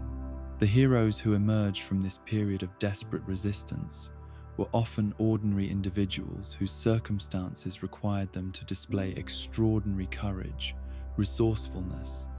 and dedication to community welfare that transformed them into legendary figures whose example inspired others to continue fighting despite overwhelming odds and apparent hopelessness that could have justified surrender or collaboration with occupying forces that offered security in exchange for loyalty and submission. The innovations in survival techniques, military tactics, and social organization that were developed during the war years would influence Water Tribe culture for generations after peace was restored, providing resources and capabilities that proved valuable for addressing post-war challenges, while serving as reminders of what their people could accomplish when unity of purpose and determination to preserve their essential values were combined with willingness to adapt and innovate in response to circumstances that required new solutions to unprecedented problems. The legacy of this period would be preserved not only in the stories and songs that commemorated specific heroes and achievements, but in the deeper understanding of their own strength and resilience that Water Tribe communities gained through surviving trials that had seemed impossible to endure, while maintaining their essential cultural identity and spiritual connection to the forces that had always guided and sustained their people through previous challenges, in their long history of adaptation and survival in one of the world's most demanding environments. The art of waterbending flowed through the consciousness of its practitioners like the very element they sought to master, beginning not with rigid techniques or mechanical repetition, but with understanding that transcended intellectual knowledge to encompass the deepest spiritual truths about the nature of existence itself. Water, in all its myriad forms and manifestations, served as both teacher and partner in a relationship that required complete surrender of the ego's desire to dominate and control, while maintaining the focused intention necessary to guide elemental forces that were infinitely more powerful than any individual human will could ever hope to overcome through force or manipulation. The philosophical foundations upon which all true waterbending mastery was built emphasized the principle of Wu Wei, the effortless action that accomplished more through yielding and adaptation than aggressive assertion could ever achieve, teaching practitioners to find the path of least resistance while never abandoning their ultimate objectives or compromising the moral principles that distinguished constructive applications of power from mere displays of dominance that serve no purpose beyond satisfying the ego's need for validation and control over forces that existed independently of human desires or ambitions. The ancient masters who first developed systematic approaches to waterbending instruction understood that their element possessed consciousness and intelligence that demanded respect and cooperation rather than simple obedience to human will, creating teaching methods that emphasized harmony between bender and element, rather than the subjugation of natural forces to artificial purposes that violated the essential nature of water as a life-giving, nurturing, and healing presence that connected all living beings through the universal circulation that sustained existence throughout the physical and spiritual realms. The basic forms that beginning students learned served multiple purposes beyond simple technique development. Their flowing movements designed to align the practitioner's energy and consciousness with the natural rhythms that governed water's behavior, while building physical conditioning and mental discipline that would provide foundation for more advanced applications that required perfect integration of body, mind, and spirit in service of elemental mastery that transcended normal human limitations and capabilities. The morning practice sessions that traditionally began each day's instruction took place during the hours before dawn, when the moon's influence remained strong while the approaching sun began to warm the air and create the subtle pressure changes that affected water's responsiveness to bending techniques, providing optimal conditions for students to develop sensitivity to environmental factors that could enhance or inhibit their abilities depending on their awareness and adaptation to constantly changing circumstances that required flexibility and attentiveness, rather than rigid adherence to prescribed methods. The meditation techniques that preceded active bending practice taught students to quiet the internal dialogue and emotional turbulence that interfered with the calm focus necessary for perceiving water's subtle communications and responding appropriately to guidance that came not through words or obvious signals, but through intuitive understanding that developed only when the conscious mind surrendered its need to analyze and control every aspect of the learning process, while maintaining enough awareness to recognize and follow the wisdom that emerged from deeper levels of consciousness. The breathing exercises that formed an essential component of waterbending training were designed to synchronize the practitioner's internal rhythms with the elemental patterns that governed their chosen discipline, creating harmony between human physiology and natural forces that enabled more efficient energy transfer and enhanced sensitivity to water's presence and potential in all its various states and manifestations throughout the bay environment that surrounded every practice session and provided endless opportunities for observation and experimentation under controlled conditions. The fundamental principle of push and pull that characterized all waterbending movements reflected water's natural tendency to flow in circular patterns that distributed force evenly while maintaining forward momentum towards specific objectives, teaching practitioners to redirect opposing energies rather than meeting them head-on while using their opponent's strength against them. through techniques that required perfect timing and spatial awareness rather than superior physical power or aggressive determination to overcome resistance through brute force applications. The relationship between emotional state and bending effectiveness was perhaps the most challenging aspect of waterbending mastery to understand and control, as the element responded to the practitioner's feelings and mental condition in ways that could either enhance or completely undermine their technical abilities, depending on their success in maintaining the calm confidence and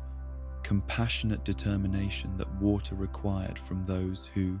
sought to work in partnership with its consciousness, rather than attempting to impose their will upon forces that existed according to principles that transcended individual human concerns and desires. The healing applications that represented the highest expression of waterbending artistry required practitioners to develop empathy and spiritual sensitivity that enabled them to perceive the subtle energy imbalances that caused disease and injury, while maintaining the emotional stability necessary to channel healing forces without being overwhelmed by the pain and suffering they encountered in their patients, whose recovery depended on the healer's ability to remain centered and focused, despite exposure to conditions that could be deeply disturbing to anyone whose compassion made them vulnerable to absorbing others' distress. The diagnostic techniques that skilled healers employed involved reading the patient's energy patterns through careful observation of how water responded when brought into contact with different parts of the body, providing information about physical conditions, emotional blockages, and spiritual imbalances that could be addressed through appropriate applications of healing energy, guided by knowledge that combined traditional medical understanding with intuitive insights that emerged from years of experience working with the subtle forces that governed health and recovery in all living beings. The purification processes that prepared healing water for therapeutic applications required both technical skill in removing physical impurities and spiritual practices that cleared negative energies and enhanced the water's natural healing properties through meditation, prayer, and conscious intention that aligned the healer's purpose with the elemental consciousness that would actually perform the healing work under human guidance, that provided direction while respecting water's essential nature as a life-giving and restorative force. The advanced combat forms that master waterbenders developed for defensive applications emphasized fluidity and adaptability over rigid techniques, teaching practitioners to respond to attacks with movements that appeared effortless while redirecting hostile energies in ways that neutralized threats without causing unnecessary harm to opponents whose actions might be motivated by misunderstanding, desperation, or external coercion,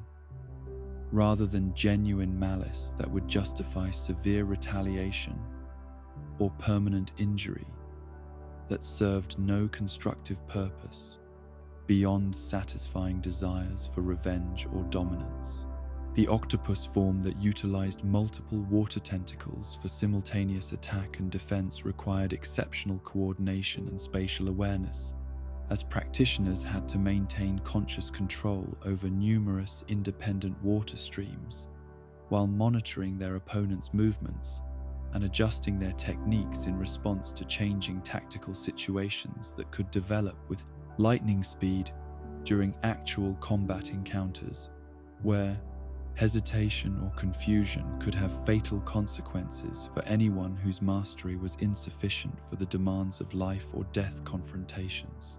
The water whip techniques that could strike with devastating precision across considerable distances demanded perfect timing and accuracy, as the flexibility that made these attacks difficult to predict also made them challenging to control, with the exactness necessary for effective combat applications that needed to disable opponents without causing permanent damage that violated the moral principles that distinguished legitimate self-defense from cruel and excessive punishment that served no purpose beyond demonstrating the attacker's superior abilities and callous disregard for human suffering. The ice applications that transformed liquid water into solid projectiles or defensive barriers required practitioners to master the subtle energy manipulations that could accelerate or retard molecular motion with sufficient precision to create the desired effects while maintaining enough flexibility to adapt their techniques to environmental conditions that affected how quickly water could be frozen or thawed depending on ambient temperature, humidity, and atmospheric pressure that varied constantly throughout different seasons and geographical regions. The snow and mist techniques that provided concealment and confusion during combat situations utilized water's ability to exist in gaseous form while remaining under the bender's conscious control, creating tactical advantages that could enable escape from superior forces or provide cover for rescue operations that required stealth and misdirection rather than direct confrontation with enemies whose numbers or equipment made conventional combat approaches inadvisable or impossible to execute successfully without unacceptable casualties among the people being protected. The blood-bending applications that some advanced practitioners developed represented the most controversial and morally problematic aspect of waterbending mastery, as the ability to manipulate the water content in living beings' bodies provided unprecedented power over others' actions, while raising profound ethical questions about the proper limits of bending abilities and the proper responsibilities that came with knowledge that could be used to heal or harm depending on the practitioner's moral character and spiritual development that determined whether such techniques would serve constructive or destructive purposes. The seasonal variations that affected all waterbending abilities reflected the element's deep connection to celestial cycles and environmental conditions, with practitioners experiencing enhanced power during winter months, when longer nights increased the moon's influence, while freezing temperatures made ice techniques easier to maintain, while summer conditions that provided extended daylight and warmer air created challenges that required adapted approaches to training and combat applications that took advantage of available opportunities while compensating for reduced effectiveness in certain traditional techniques. The moon's phases created regular cycles of strength and weakness that experienced benders learned to anticipate and accommodate in their training schedules and combat strategies, with new moon periods providing minimal enhancement while full moon nights offered maximum power that could enable techniques impossible under normal conditions, but also created heightened emotional intensity that required exceptional self-control to prevent the loss of judgment that could transform protective actions into destructive rampages that violated every principle of responsible bending and caused irreparable harm to innocent people who became victims of power used without wisdom or restraint. The ocean spirits, whose consciousness interpenetrated all water throughout the world, provided guidance and enhancement to practitioners who maintained proper respect and spiritual connection to the elemental forces they sought to channel, while those who attempted to use waterbending for selfish or harmful purposes found their abilities gradually diminished or corrupted in ways that reflected their moral failings and served as natural safeguards against the abuse of power that could otherwise enable individuals to cause suffering and destruction far beyond what their personal character and wisdom could justify or control responsibly. The traditional training methods that had been passed down through generations of water tribe masters emphasized gradual development and moral education alongside technical instruction, ensuring that students develop the spiritual maturity necessary to handle advanced abilities responsibly, while building the strong foundation of basic skills that would support continued growth throughout lifetime careers dedicated to serving their communities and preserving the knowledge and wisdom that made waterbending a force for healing and protection rather than domination and destruction. The differences between northern and southern waterbending styles reflected the environmental and cultural factors that had influenced their development in regions with distinct characteristics and challenges, creating variations in technique and philosophy that enriched the overall tradition while maintaining common principles and shared understanding of water's essential nature and the ethical responsibilities that came with the ability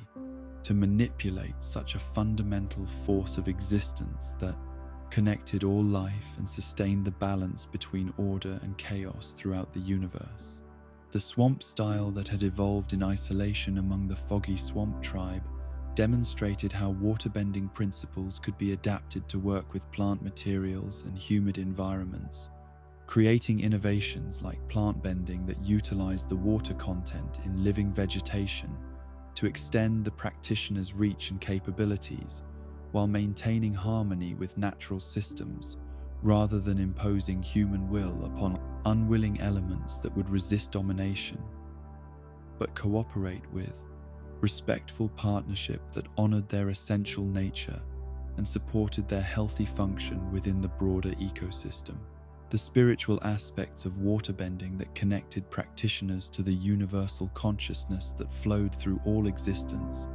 provided access to wisdom and power that transcended individual limitations while requiring surrender of ego and personal agenda that could interfere with the pure intention necessary for channeling elemental forces effectively and responsibly in service of purposes that served the greater good rather than merely satisfying personal desires for recognition, wealth, or power over others who lacked similar abilities and depended on Bender's moral character for protection from abuse and exploitation. The lost techniques that ancient masters had developed but which were no longer commonly practiced included methods for communicating across vast distances through water networks, healing applications that could address spiritual as well as physical ailments, and defensive measures that could protect entire communities from natural disasters or military attacks through coordinated efforts that required perfect synchronization between multiple practitioners working in harmony towards shared objectives that transcended individual capabilities and demonstrated the full potential of waterbending when properly understood and applied with wisdom, compassion, and unwavering dedication to serving life rather than destroying it. The mists that shrouded the great swamp in the heart of the Earth Kingdom had concealed more than mere geographical features. During the centuries that followed the ancient division of the water tribes, hiding within their perpetual embrace a community of waterbenders whose ancestors had chosen isolation over the political struggles that had torn apart the unity of Agnicara and driven their northern and southern cousins toward the polar extremes of the world. These forgotten relatives had discovered in the humid depths of their chosen sanctuary not exile but transformation, a way of life that would prove both alien and profound to any visitor from the ice-bound cities that most people associated with Water Tribe civilization. The separation that had created the Foggy Swamp tribe occurred during the same period of civil unrest that had divided the northern and southern communities, though the swamp dwellers represented a third option that had attracted those who found neither the centralized authority of Agnicara nor the harsh independence of the southern migration,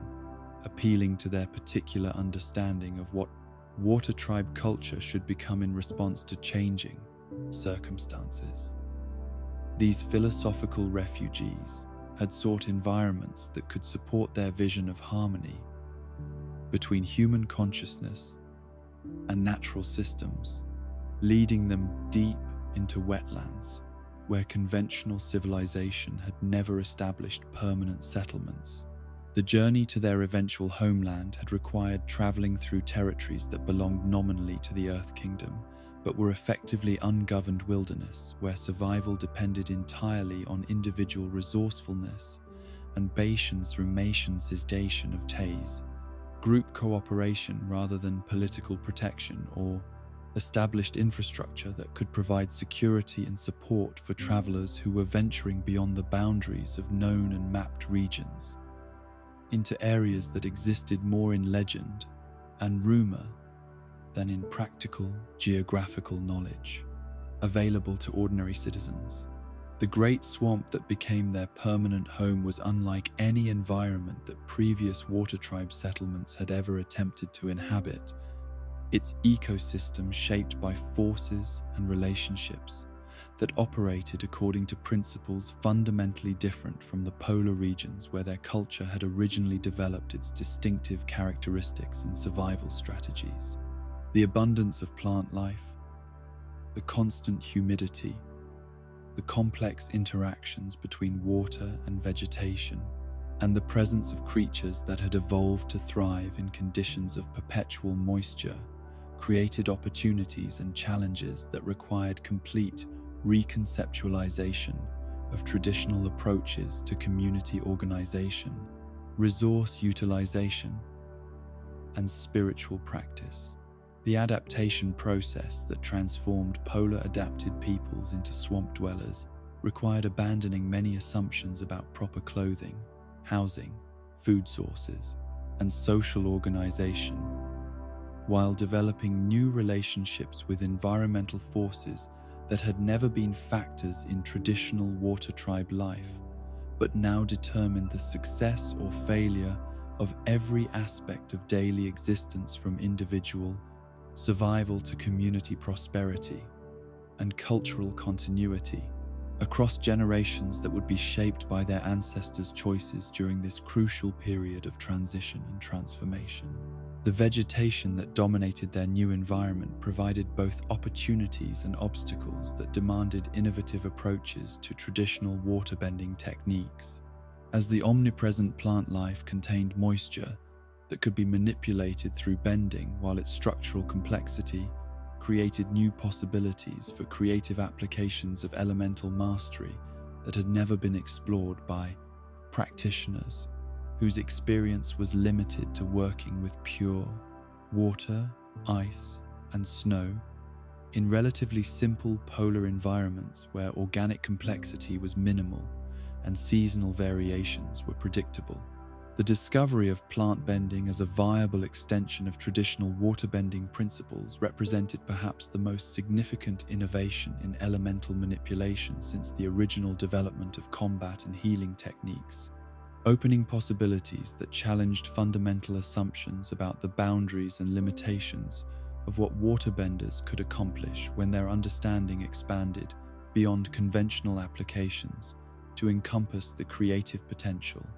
that emerged when ancient wisdom encountered unprecedented circumstances that required new solutions to problems that had never existed in previous generations' experience. The techniques that enabled manipulation of plant materials through their water content required extraordinary sensitivity to the subtle differences between various types of vegetation, as each species possessed unique characteristics that affected how its internal moisture could be accessed and controlled, while maintaining the plant's structural integrity and vital functions that needed to be preserved if the applications were to serve constructive rather than destructive purposes that violated the philosophical principles underlying all responsible bending practices. The vines that hung throughout the swamp in vast networks became both tools and partners in the daily activities of the tribe members,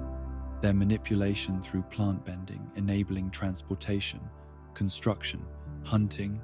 and defensive applications that provided solutions to practical problems while demonstrating the creative potential that emerged when traditional skills were applied to non-traditional materials under circumstances that rewarded innovation and adaptation over rigid adherence to established methods and conventional thinking about elemental limitations. The architecture that evolved in the swamp environment reflected the unique challenges and opportunities of building permanent structures in regions where conventional foundations were impossible and traditional materials were either unavailable or unsuitable for construction projects that needed to accommodate constant moisture, seasonal flooding, and the dynamic nature of living ecosystems that continued to grow and change around human settlements, rather than providing stable platforms for conventional building techniques. The houses that the swamp dwellers constructed were marvels of adaptive engineering that utilized living trees as structural elements while incorporating traditional water tribe design principles adapted to work with organic materials, environmental conditions that required flexibility and responsiveness, rather than the rigid permanence that characterized polar architecture, designed to resist rather than accommodate natural forces and seasonal variations that affected every aspect of construction and maintenance throughout the year. The social organization that developed among the swamp dwellers reflected their smaller population and the environmental factors that made large centralized communities impractical, while encouraging the formation of extended family groups that could work together effectively while maintaining enough independence to adapt quickly to changing conditions without requiring consensus from distant authorities who might not understand local circumstances or possess adequate knowledge to make appropriate decisions about resource allocation and community priorities. The absence of formal chiefs or hierarchical authority structures among the swamp tribe reflected both their philosophical commitment to equality and cooperation, and the practical reality that their environment rewarded individual initiative and small group coordination more than large-scale organization and centralized planning that might be appropriate for communities facing different challenges and opportunities than those that characterized daily life in the humid depths of their chosen sanctuary from the political home, conflicts that had driven them to seek alternatives to conventional water tribe society. The spiritual practices that emerged from their intimate relationship with the swamp ecosystem emphasized interconnectedness and cosmic awareness in ways that went beyond traditional water tribe philosophy to encompass understanding of universal consciousness that flowed through all existence, without regard for the artificial boundaries that separated different forms of life or different levels of organization from the microscopic to the cosmic scale of existence that unified all phenomena within a single comprehensive system of relationships and mutual dependence. The meditation techniques that swamp dwellers developed took advantage of their environment's natural characteristics to facilitate states of consciousness that enabled direct experience of the connections that linked all living beings through networks of communication and energy exchange that operated below the threshold of normal awareness, but could be perceived and utilized by those whose spiritual development had progressed sufficiently to recognize and work with subtle forces that influenced everything from individual health to community harmony and ecological balance. The food sources that sustained the swamp community were far more diverse than anything available in polar regions, with hunting, fishing, and gathering activities that utilized the rich biodiversity of wetland ecosystems while requiring new approaches to food preparation, preservation, and storage that took advantage of humid conditions, rather than fighting against them through techniques that had been designed for dry, cold environments where different principles applied to maintaining nutritional value and preventing spoilage. The hunting methods that the tribe developed for capturing the unique wildlife of their swamp habitat combined traditional water tribe skills with innovations that took advantage of plant-bending abilities and intimate knowledge of local ecology to create approaches that were both effective and sustainable ensuring that their food-gathering activities maintained the natural balance that supported the diverse ecosystem they had chosen to call home, rather than exploiting resources in ways that would undermine long-term prosperity. The fish and other aquatic creatures that inhabited the swamp waters provided protein sources that were familiar to people with water tribe backgrounds, while requiring new techniques for capture and preparation that accommodated different species characteristics and the environmental conditions that affected their availability throughout seasonal cycles that operated according to patterns distinct from those governing polar regions, where their ancestors had developed traditional fishing methods and food processing technique. The insects that formed a significant portion of their diet represented perhaps the most dramatic departure from traditional water tribe cuisine, requiring psychological adjustment, as well as practical knowledge about which species were safe to consume and how they could be prepared in ways that provided nutritional value while remaining palatable to people whose cultural background had not included such food sources in their traditional dietary practices and culinary traditions. The craftsmanship that flourished among the swamp dwellers utilized materials that their polar relatives had never encountered, creating tools, weapons, clothing, and decorative items from plant fibers, wood, and other organic substances that required different techniques and produced results that reflected their unique environment while maintaining connections to traditional water tribe aesthetic principles and functional requirements that served their community's practical needs and cultural identity. The clothing that swamp inhabitants wore was designed for comfort and mobility in humid conditions rather than protection from cold, utilizing lightweight fabrics and minimal coverage that allowed air circulation while providing adequate protection from insects, thorns, and other environmental hazards that were characteristic of their wetland habitat but had never been factors in polar clothing design, where warmth and weather protection were the primary considerations. The wisdom that the swamp dwellers accumulated through generations of intimate relationship with their complex ecosystem created philosophical insights that went beyond practical knowledge to encompass spiritual understanding of consciousness, identity, and the nature of existence that challenged conventional assumptions about the boundaries between self and environment, individual and community, human and natural, that had been taken for granted by peoples whose lives were lived in less organically integrated circumstances. The teaching methods that the tribe used to transmit their accumulated knowledge emphasized experiential learning and direct observation rather than formal instruction,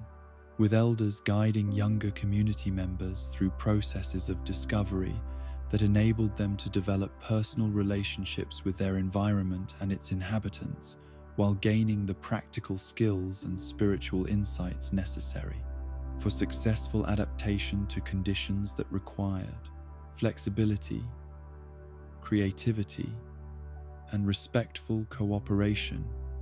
with natural forces rather than domination or control. The encounters with outsiders that occasionally brought visitors to their hidden sanctuary were rare events that provided opportunities for cultural exchange while testing the tribe's commitment to their chosen way of life and their ability to maintain their distinctive identity despite exposure to alternative approaches and external pressures that might encourage them to abandon their unique adaptations in favor of more conventional lifestyles that offered different advantages and opportunities, but would require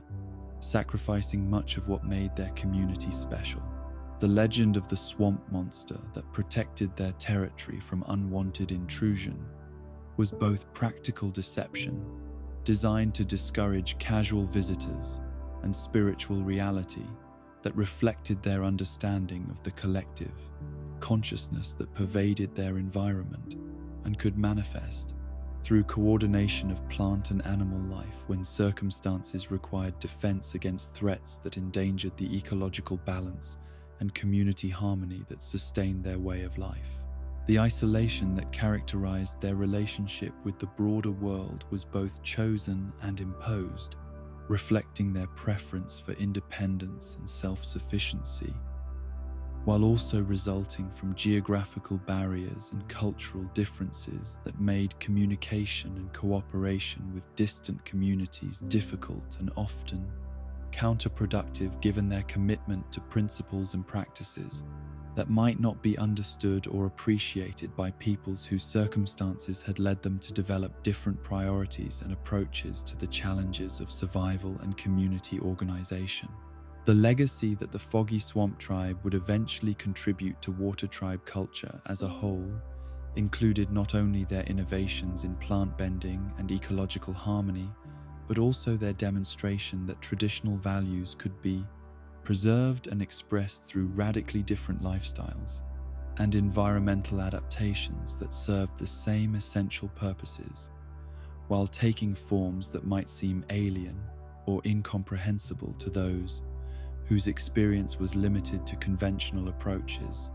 and familiar circumstances that had never challenged them to discover new possibilities within ancient wisdom and timeless principles. The legends that emerged from Water Tribe history carried within their flowing narratives the essence of what it meant to embody the principles of adaptation, resilience, and compassionate strength that had sustained their people through countless generations of challenge and transformation. These were not mere stories told for entertainment during long winter nights, but sacred repositories of wisdom that preserved the memory of individuals whose extraordinary achievements had shaped the destiny of their civilization, while demonstrating the potential that existed within every person who chose to serve something greater than their own immediate comfort or personnel ambition. Avatar Kuruk's story began in joy and promise. His birth into the Northern Water Tribe during a period of relative peace and prosperity, providing him with advantages that few of his predecessors had enjoyed, including access to the finest waterbending masters, extensive libraries of spiritual knowledge, and the support of communities that understood the significance of nurturing the Avatar's development through patient guidance and unconditional love that would provide foundation for the cosmic responsibilities he would eventually need to shoulder on behalf of all living beings throughout the Paidy world.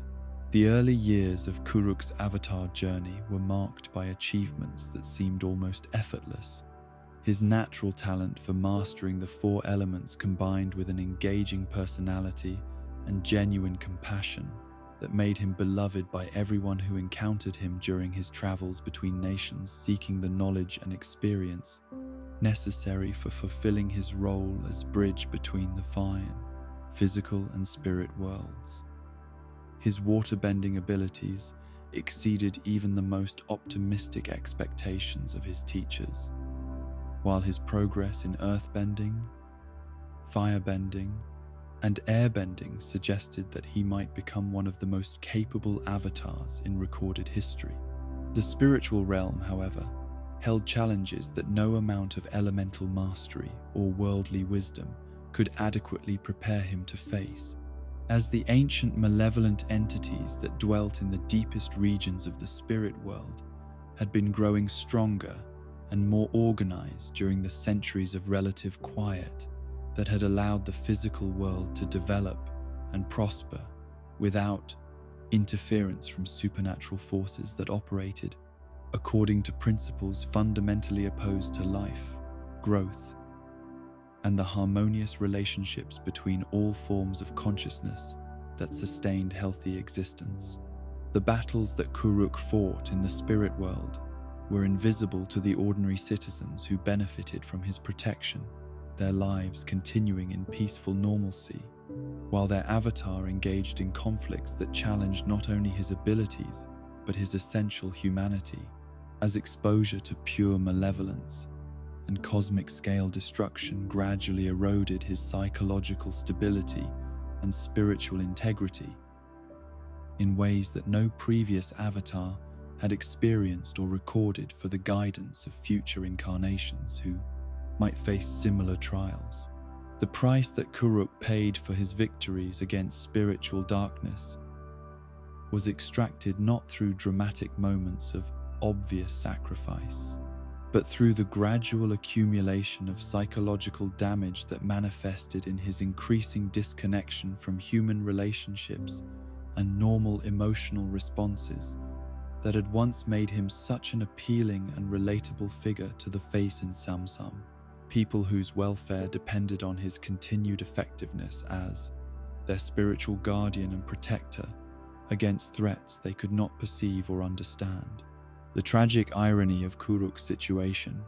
was that his greatest successes in fulfilling his cosmic responsibilities led directly to his personal destruction, as the techniques and mental states necessary for combating entities of pure spiritual corruption required him to expose his consciousness to influences that gradually poisoned his ability to experience joy, love, and the simple human connections that had previously sustained his motivation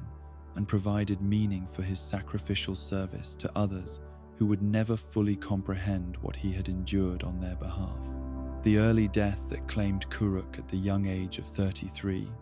was not the result of physical injury or conventional illness, but the inevitable consequence of spiritual wounds that had accumulated beyond his capacity to heal or contain, leaving behind cautionary lessons about the importance of maintaining balance between cosmic duty and personal welfare that future avatars would need to understand and apply if they hoped to serve effectively without destroying themselves through excessive dedication to responsibilities that required wisdom and moderation as much as courage and power. Master Paku's emergence as the preeminent waterbending instructor of his generation reflected not only his exceptional technical abilities, but his deep understanding of traditional water tribe values and teaching methods that had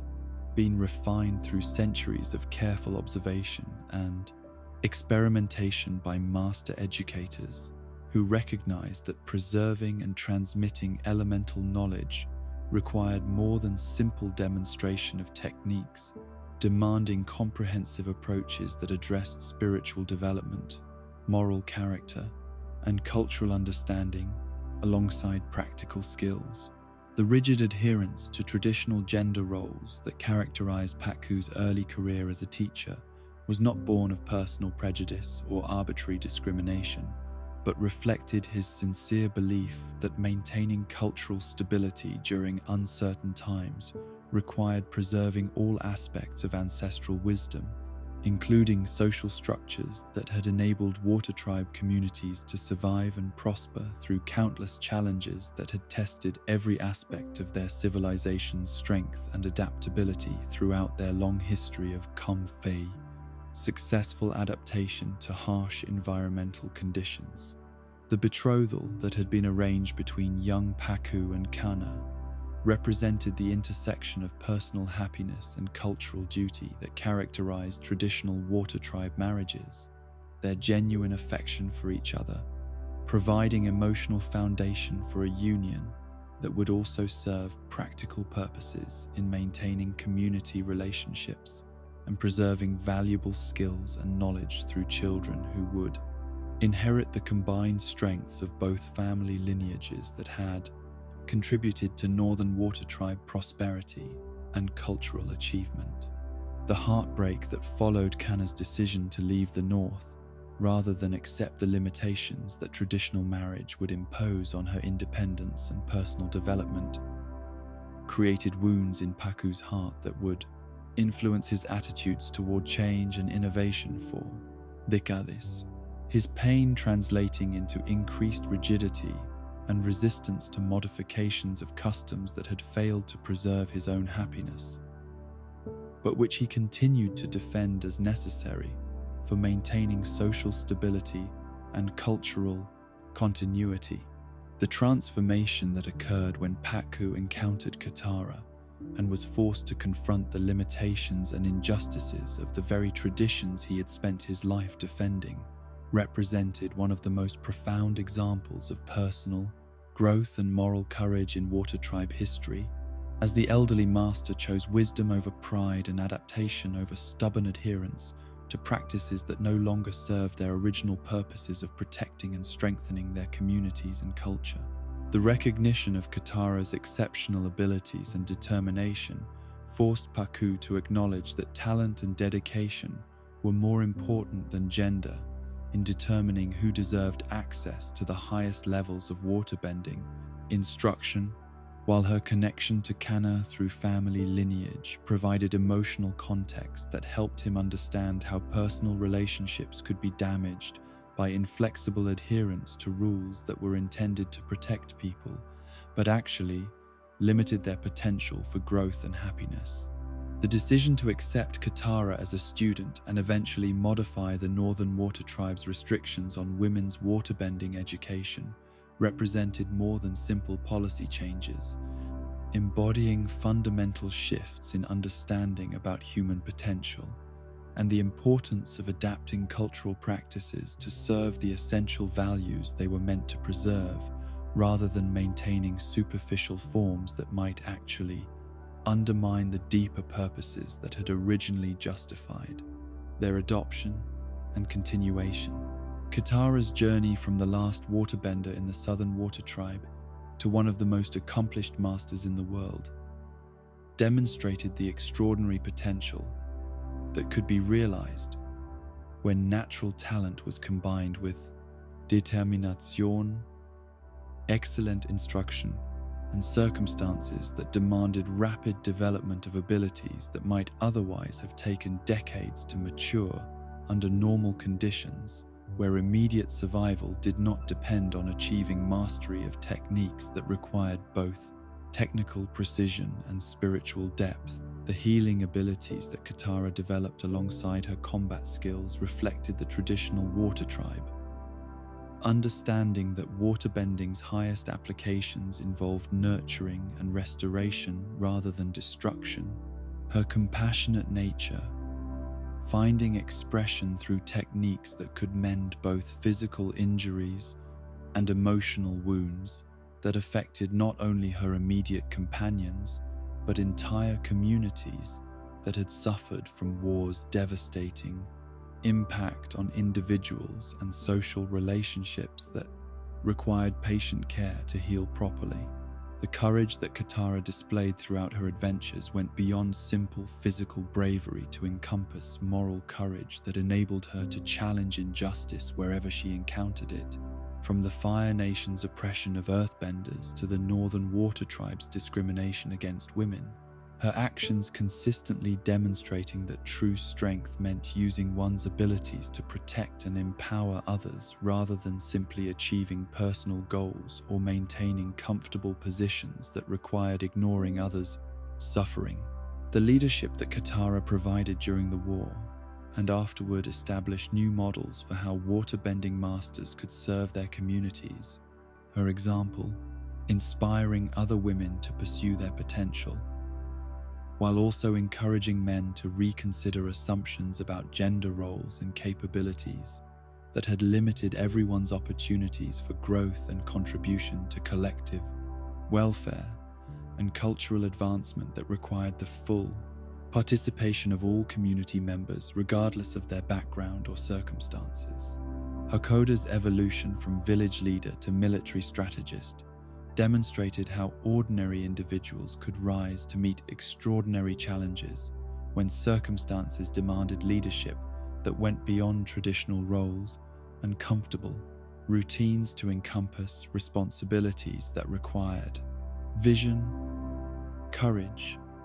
and the ability to inspire others to sacrifice personal comfort and safety for causes that served the greater good of their people and the broader principles of justice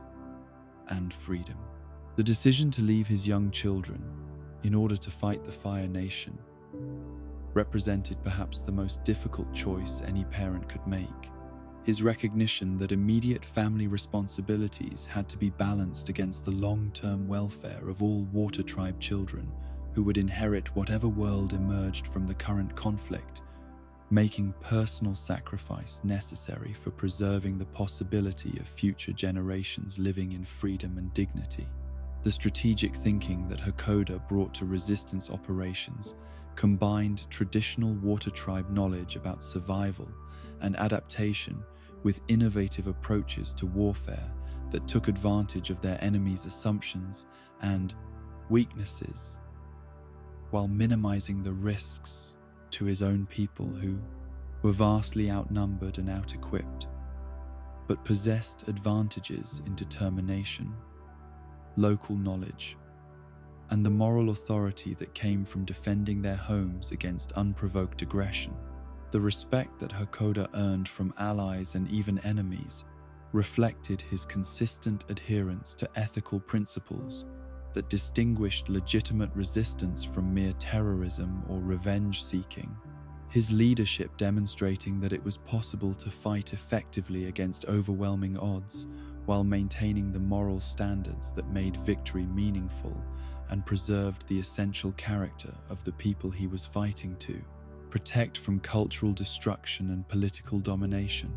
Gran Gran Cana's role in preserving Southern Water Tribe culture during its darkest period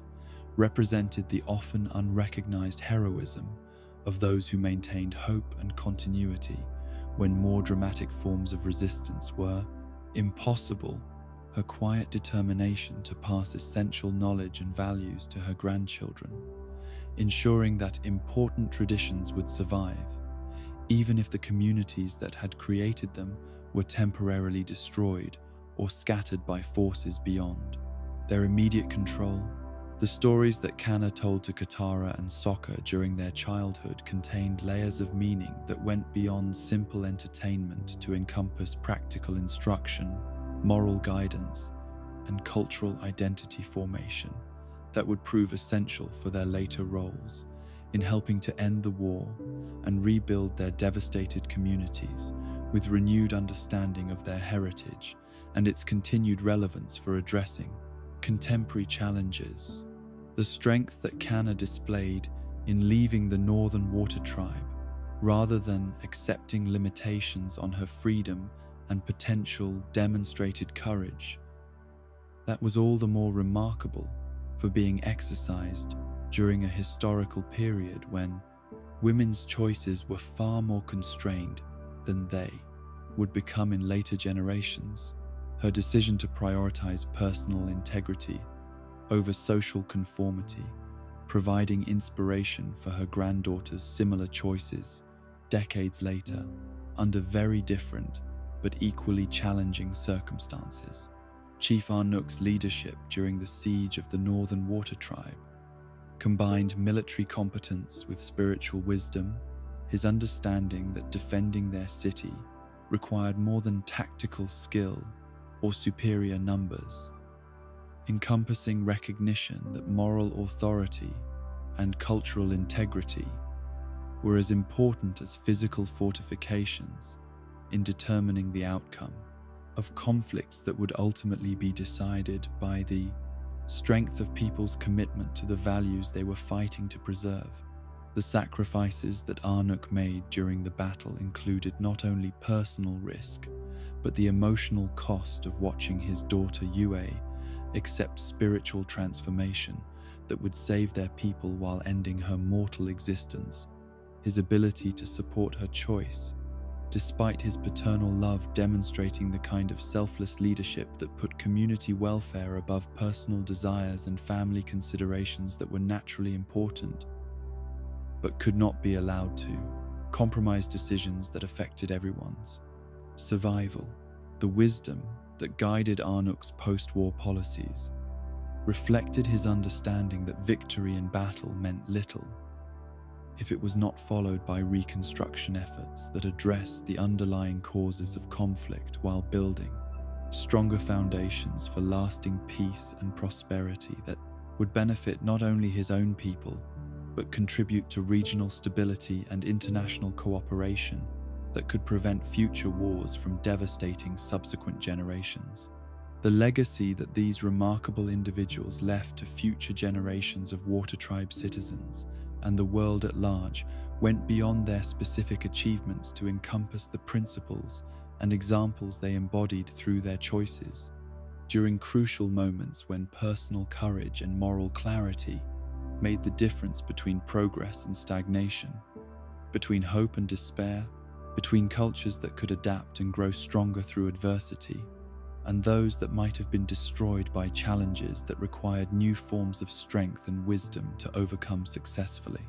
The dawn that broke over Water Tribe territories on the morning after Fire Lord Ozai's defeat carried with it possibilities that had seemed impossible just hours before, as communities that had endured a century of fear, loss, and systematic oppression began to comprehend that the nightmare which had claimed so many lives and destroyed so much of their cultural heritage had finally ended, leaving behind both unprecedented opportunities for renewal and overwhelming challenges that would test their resilience and wisdom in ways that were fundamentally different from the trials they had survived during the long years of war and resistance. The immediate aftermath of victory was marked not by celebration, but by the sobering recognition of how much work lay ahead in rebuilding communities that had been reduced to scattered survivors, restoring traditions that had been preserved only in fragments and memories, and healing wounds that went far deeper than physical destruction to encompass psychological trauma and cultural dislocation that affected every aspect of individual and collective identity in ways that would require generations of patient effort to address fully and effectively. The Southern Water Tribe, which had suffered the most devastating losses during the Fire Nation's systematic campaign to eliminate waterbending from their population, faced the particularly daunting challenge of reconstructing not merely buildings and infrastructure, but the entire social fabric that had sustained their communities through countless previous challenges. As the survivors who remained after a century of warfare represented only a fraction of their original population while possessing limited knowledge of the traditional practices and skills that would be necessary for restoration. The women and children who began returning from their refuge in the Northern Water Tribe brought with them perspectives and experiences that had been shaped by decades of exposure to different customs and expectations, creating both opportunities for cultural enrichment and potential sources of conflict as communities struggled to balance preservation of traditional Southern ways with adaptations that had been necessary for survival during their extended displacement from their ancestral homelands and familiar environments. The men who had survived the war's military campaigns returned home carrying physical and psychological scars that reflected the terrible price they had paid for maintaining resistance against overwhelming odds, their experiences having transformed them in ways that made readjustment to peaceful community life challenging, while their knowledge of the outside world and combat techniques provided valuable resources for defending their rebuilding settlements against any future threats that might emerge. The arrival of Northern Water Tribe assistance represented both salvation and complication, as the generous support offered by their polar relatives included not only essential material aid, but also advisors and teachers whose understanding of proper Water Tribe culture had been shaped by traditions that differed in significant ways from Southern customs that had evolved independently during the centuries since the Great Schism had divided their peoples into separate nations with distinct identities and practices. The reconstruction of physical infrastructure required innovations that combined traditional building techniques with new materials and methods that reflected both the changed circumstances of post-war life and the opportunities created by renewed contact with the outside world through trade, relationships and diplomatic connections that had been impossible to maintain during the period when Fire Nation occupation had isolated Southern communities from international commerce and cultural exchange. The restoration of waterbending traditions presented particularly complex challenges, as the systematic elimination of southern benders had created gaps in knowledge and teaching lineages that could not be filled simply through northern instruction, requiring creative approaches to preserving authentic southern techniques while incorporating elements from other traditions that could help compensate for what had been permanently lost during the years of persecution and cultural suppression. Katara's role in this restoration process was both inspiring and burdensome, as her exceptional abilities and wartime experiences had made her perhaps the most accomplished southern waterbender in generations, while her youth and limited formal training meant that she was still learning many aspects of traditional knowledge that she would need to master in order to serve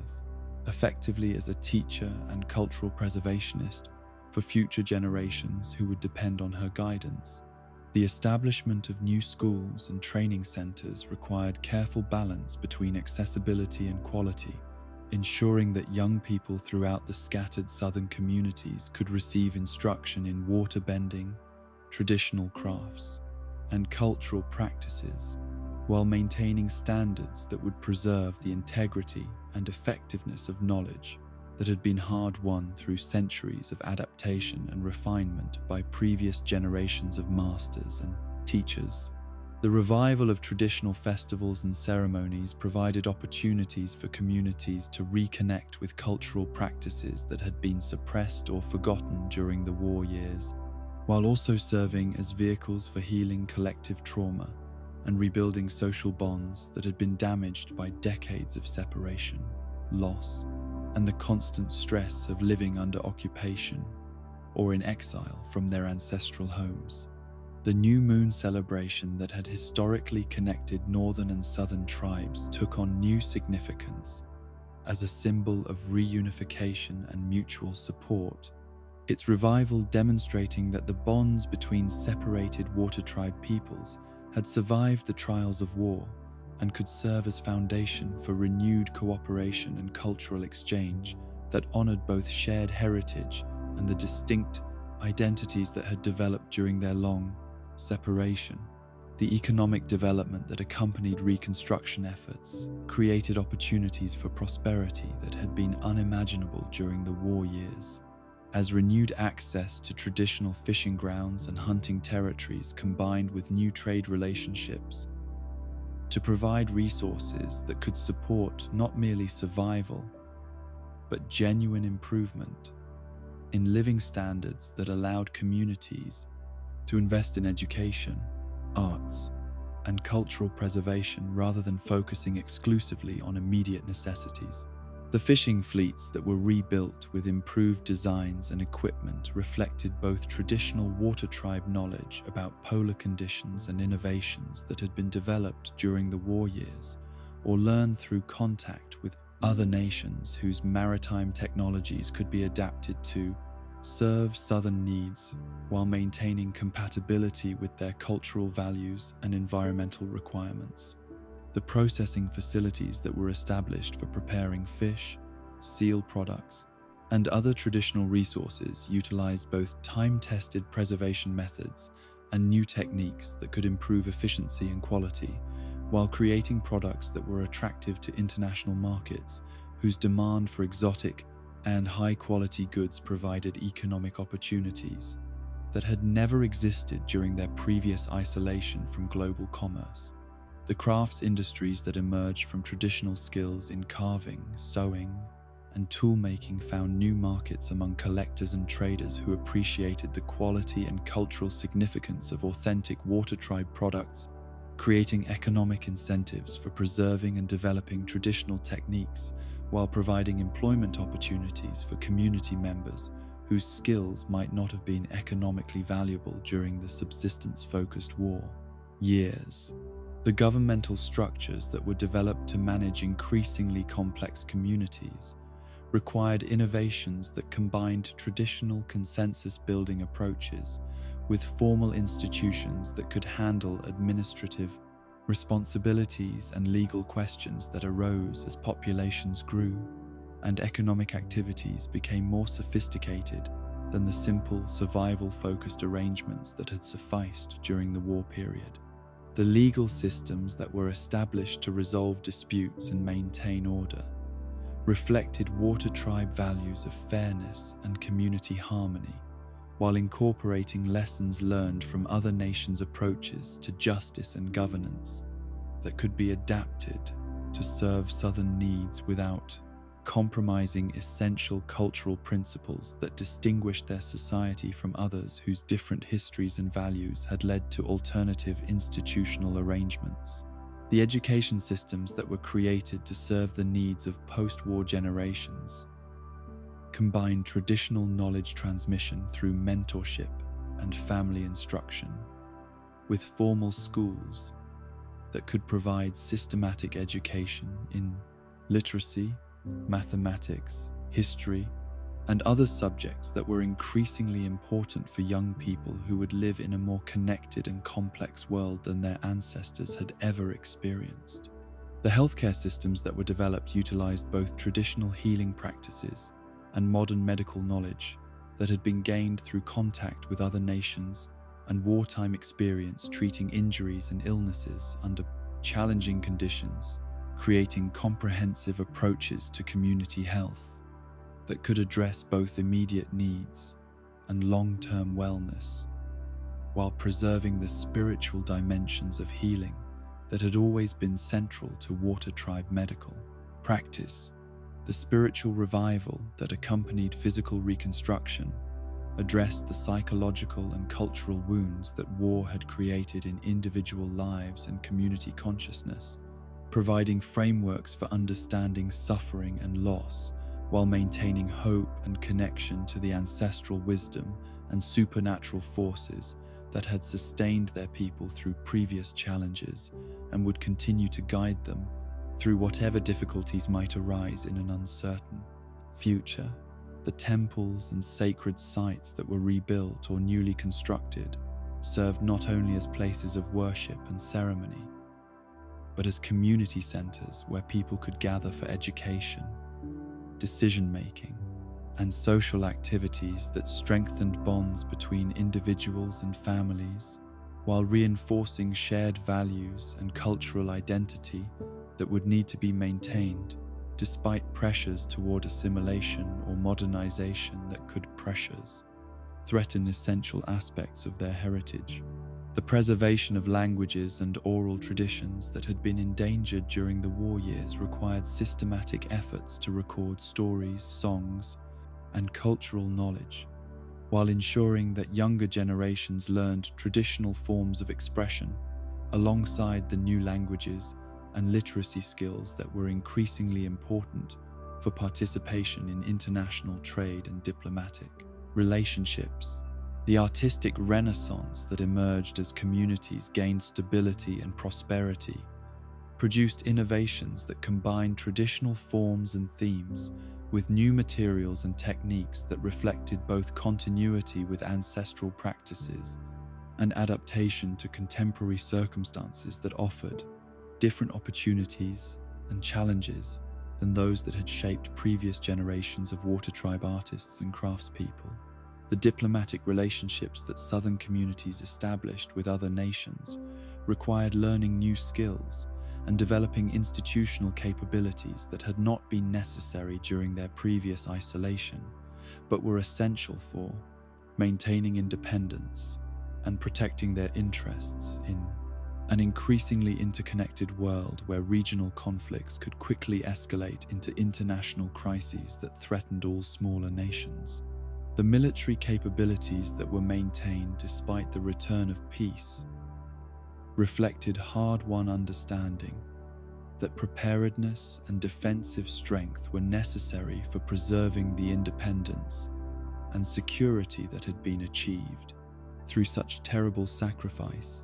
while also serving as contributions to regional stability and international peacekeeping efforts that could prevent future conflicts from developing into the kind of devastating warfare that had caused so much suffering. The cultural exchanges that developed between northern and southern communities, as well as with the Foggy Swamp Tribe and Water Tribe populations in Republic City and other international locations, created opportunities for learning and growth that enriched all participants, while demonstrating that unity and diversity were not contradictory, but could reinforce each other when approached with wisdom and respect for both shared heritage and individual community characteristics. The legacy of this Reconstruction period would influence water tribe development for generations, establishing precedents and institutions that proved flexible enough to adapt to changing circumstances, while maintaining strong enough foundations to preserve essential cultural values and community structures that had enabled their remarkable recovery from near extinction to renewed prosperity and cultural vitality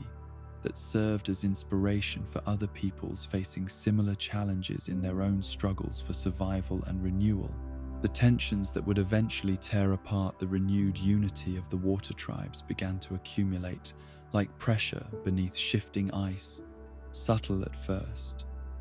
but gradually increasing in intensity as fundamental differences in vision and philosophy became impossible to ignore or reconcile through the diplomatic compromises that had initially allowed northern and southern communities to work together effectively during the crucial Reconstruction period following their liberation from Fire Nation occupation and the restoration of their independence and cultural autonomy. The spiritual crisis that provided the catalyst for political upheaval emerged from Chief Unalaq's growing conviction that the water tribes had lost their essential connection to the spirit world. During their long focus on material, survival, and political resistance, his observations of declining spiritual awareness among younger generations, leading him to conclude that radical intervention would be necessary to restore the balance between physical and metaphysical dimensions of existence that had traditionally sustained their civilization through previous challenges. The evidence that supported Unalaq's concerns was both subtle and pervasive, manifesting in the reduced effectiveness of traditional healing practices, the increasing difficulty that young waterbenders experienced in achieving the deeper states of elemental communion that had once been routine for properly trained practitioners, and the growing materialism and individualism that seemed to be replacing the communal spiritual values that had historically provided foundation for water tribe, social organization, and cultural identity. The Northern Water Tribe's position as the larger, more prosperous, and politically dominant partner in the post-war alliance had created resentments and dependencies that complicated every aspect of intertribal cooperation, as southern communities found themselves increasingly subject to decisions made by northern leaders whose understanding of southern needs and perspectives was limited by their different historical experiences and cultural assumptions about proper governance and resource allocation. The economic disparities that had developed between the two tribes during the decades of Reconstruction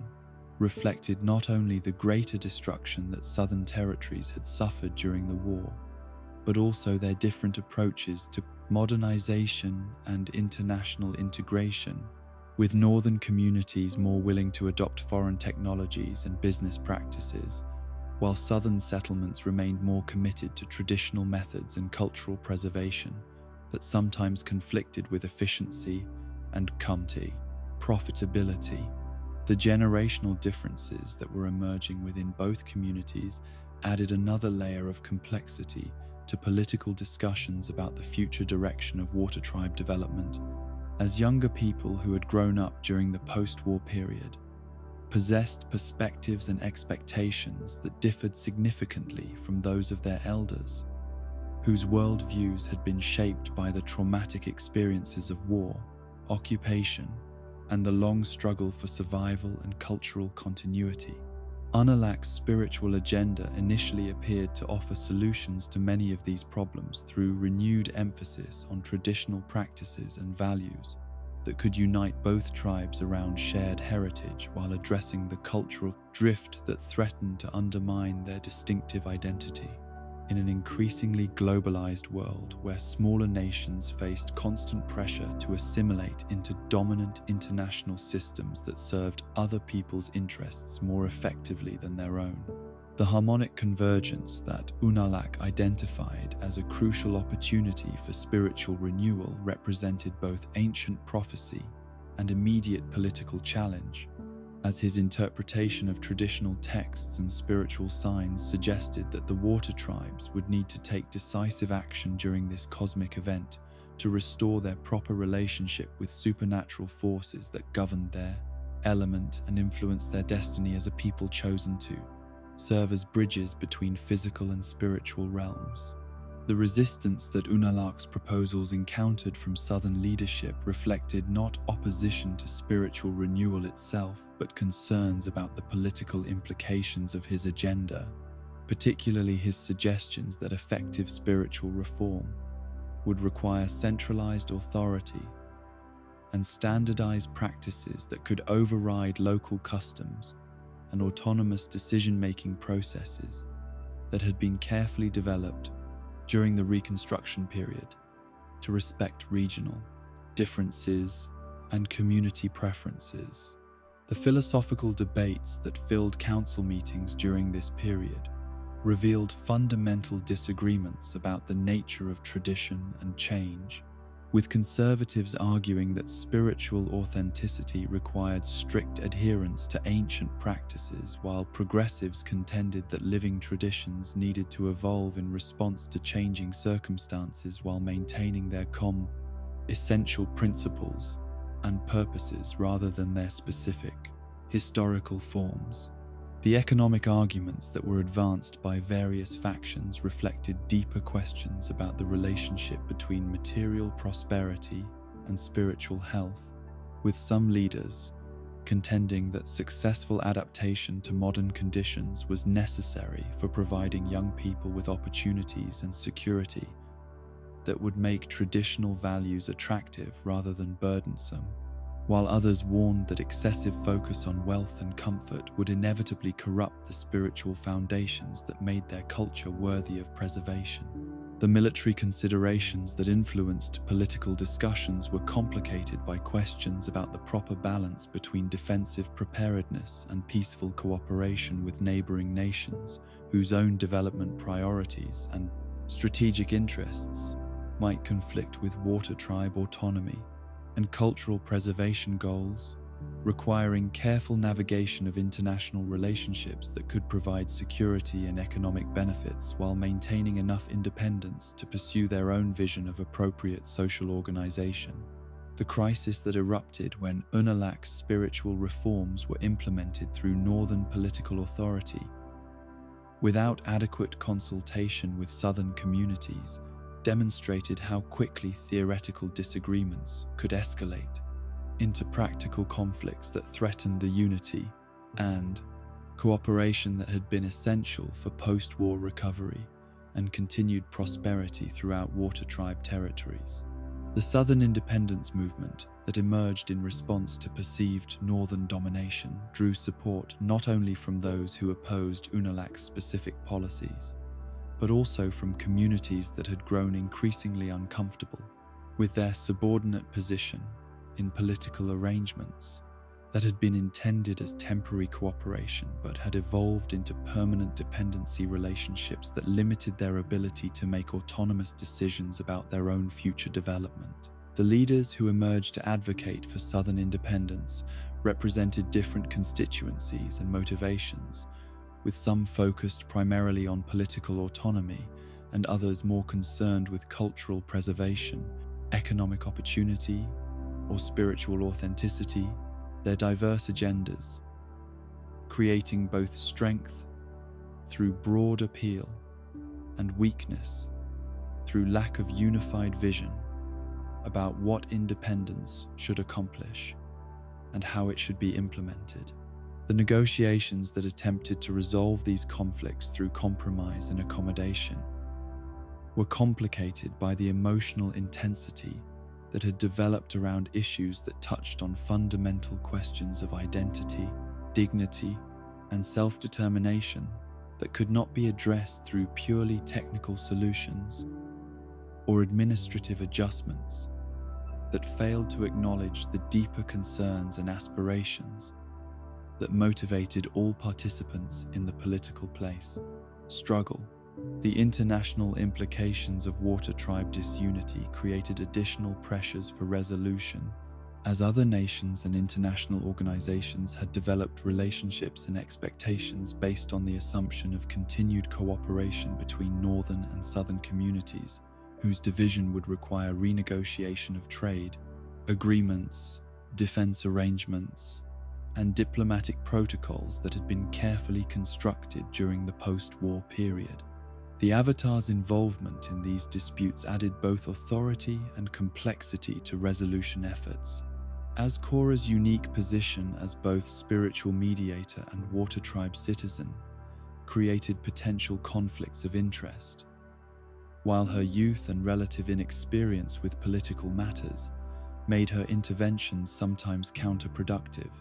despite their good intentions and genuine desire to serve the best interests of all parties involved in the controversy. The spiritual dimensions of the political crisis became increasingly prominent as events surrounding harmonic convergence demonstrated the reality of supernatural forces and their influence on worldly affairs, validating some aspects of Unalaq's concerns, while also revealing the dangers inherent in his proposed solutions that seemed to prioritize spiritual purity over human welfare and individual freedom in ways that violated fundamental water tribe values about community harmony and personal dignity. The military conflicts that erupted during the most intense period of the crisis were limited in scope, but devastating in their impact on community relationships and individual loyalties, as families and friendships were strained by political divisions that forced people to choose between competing visions of their people's future, while the violence itself contradicted the peaceful principles that both sides claimed to represent. The resolution that eventually emerged from these conflicts reflected neither complete victory for any single faction nor simple compromise that satisfied everyone's demands, but rather a recognition that the differences between northern and southern communities had become too fundamental to be accommodated within a single political structure, while their shared heritage and mutual interests remained strong, enough to support continued cooperation on specific issues and projects. The establishment of Southern Water Tribe independence created both opportunities and challenges for communities that had achieved their goal of political autonomy, while inheriting responsibility for managing their own affairs without the tains, resources, and institutional support that had been available through their association with the more developed northern territories that had provided essential assistance during their recovery from war's devastation. The diplomatic relationships that were established between the now independent water tribes required careful attention to questions of equality and mutual respect that had been sources of tension during their previous political union, while practical cooperation on issues of common concern remained necessary for addressing challenges that affected both communities regardless of their separate governmental structures. The economic adjustments that followed political separation created both difficulties and opportunities for communities that needed to develop new trade relationships and resource management systems while maintaining enough prosperity to justify the costs and risks associated with independence that had been achieved through considerable sacrifice and continuing effort by leaders and citizens who had prioritized political freedom over economic security. The cultural impacts of the division were perhaps most significant in the long term,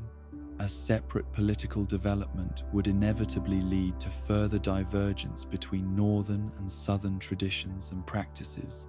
despite their shared origins and continued personal connections between individuals and families whose relationships transcended political boundaries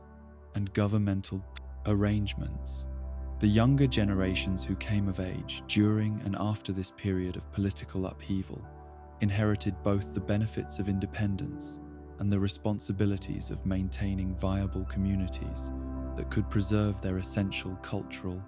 identity while adapting successfully to changed circumstances that required different approaches to traditional challenges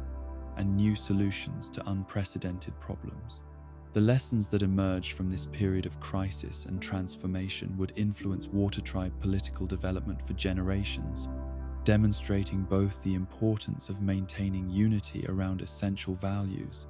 and the necessity of respecting diversity in approaches to implementing shared principles under different circumstances that might require different institutional arrangements and policy priorities. The legacy of Chief Unalaq remained complex and controversial. His genuine spiritual insights and legitimate concerns about cultural drift being overshadowed by the destructive consequences of his political methods and the authoritarian tendencies that had corrupted his initially worthy goals, serving as cautionary example about the dangers of pursuing even noble objectives through means that violated fundamental principles of community consent and individual freedom. The success of the Southern Water Tribe in establishing and maintaining independent governance demonstrated that political autonomy was achievable for communities that possessed sufficient determination and resources, while also revealing the ongoing challenges associated with nation building and institutional development that required sustained effort and wisdom to accomplish successfully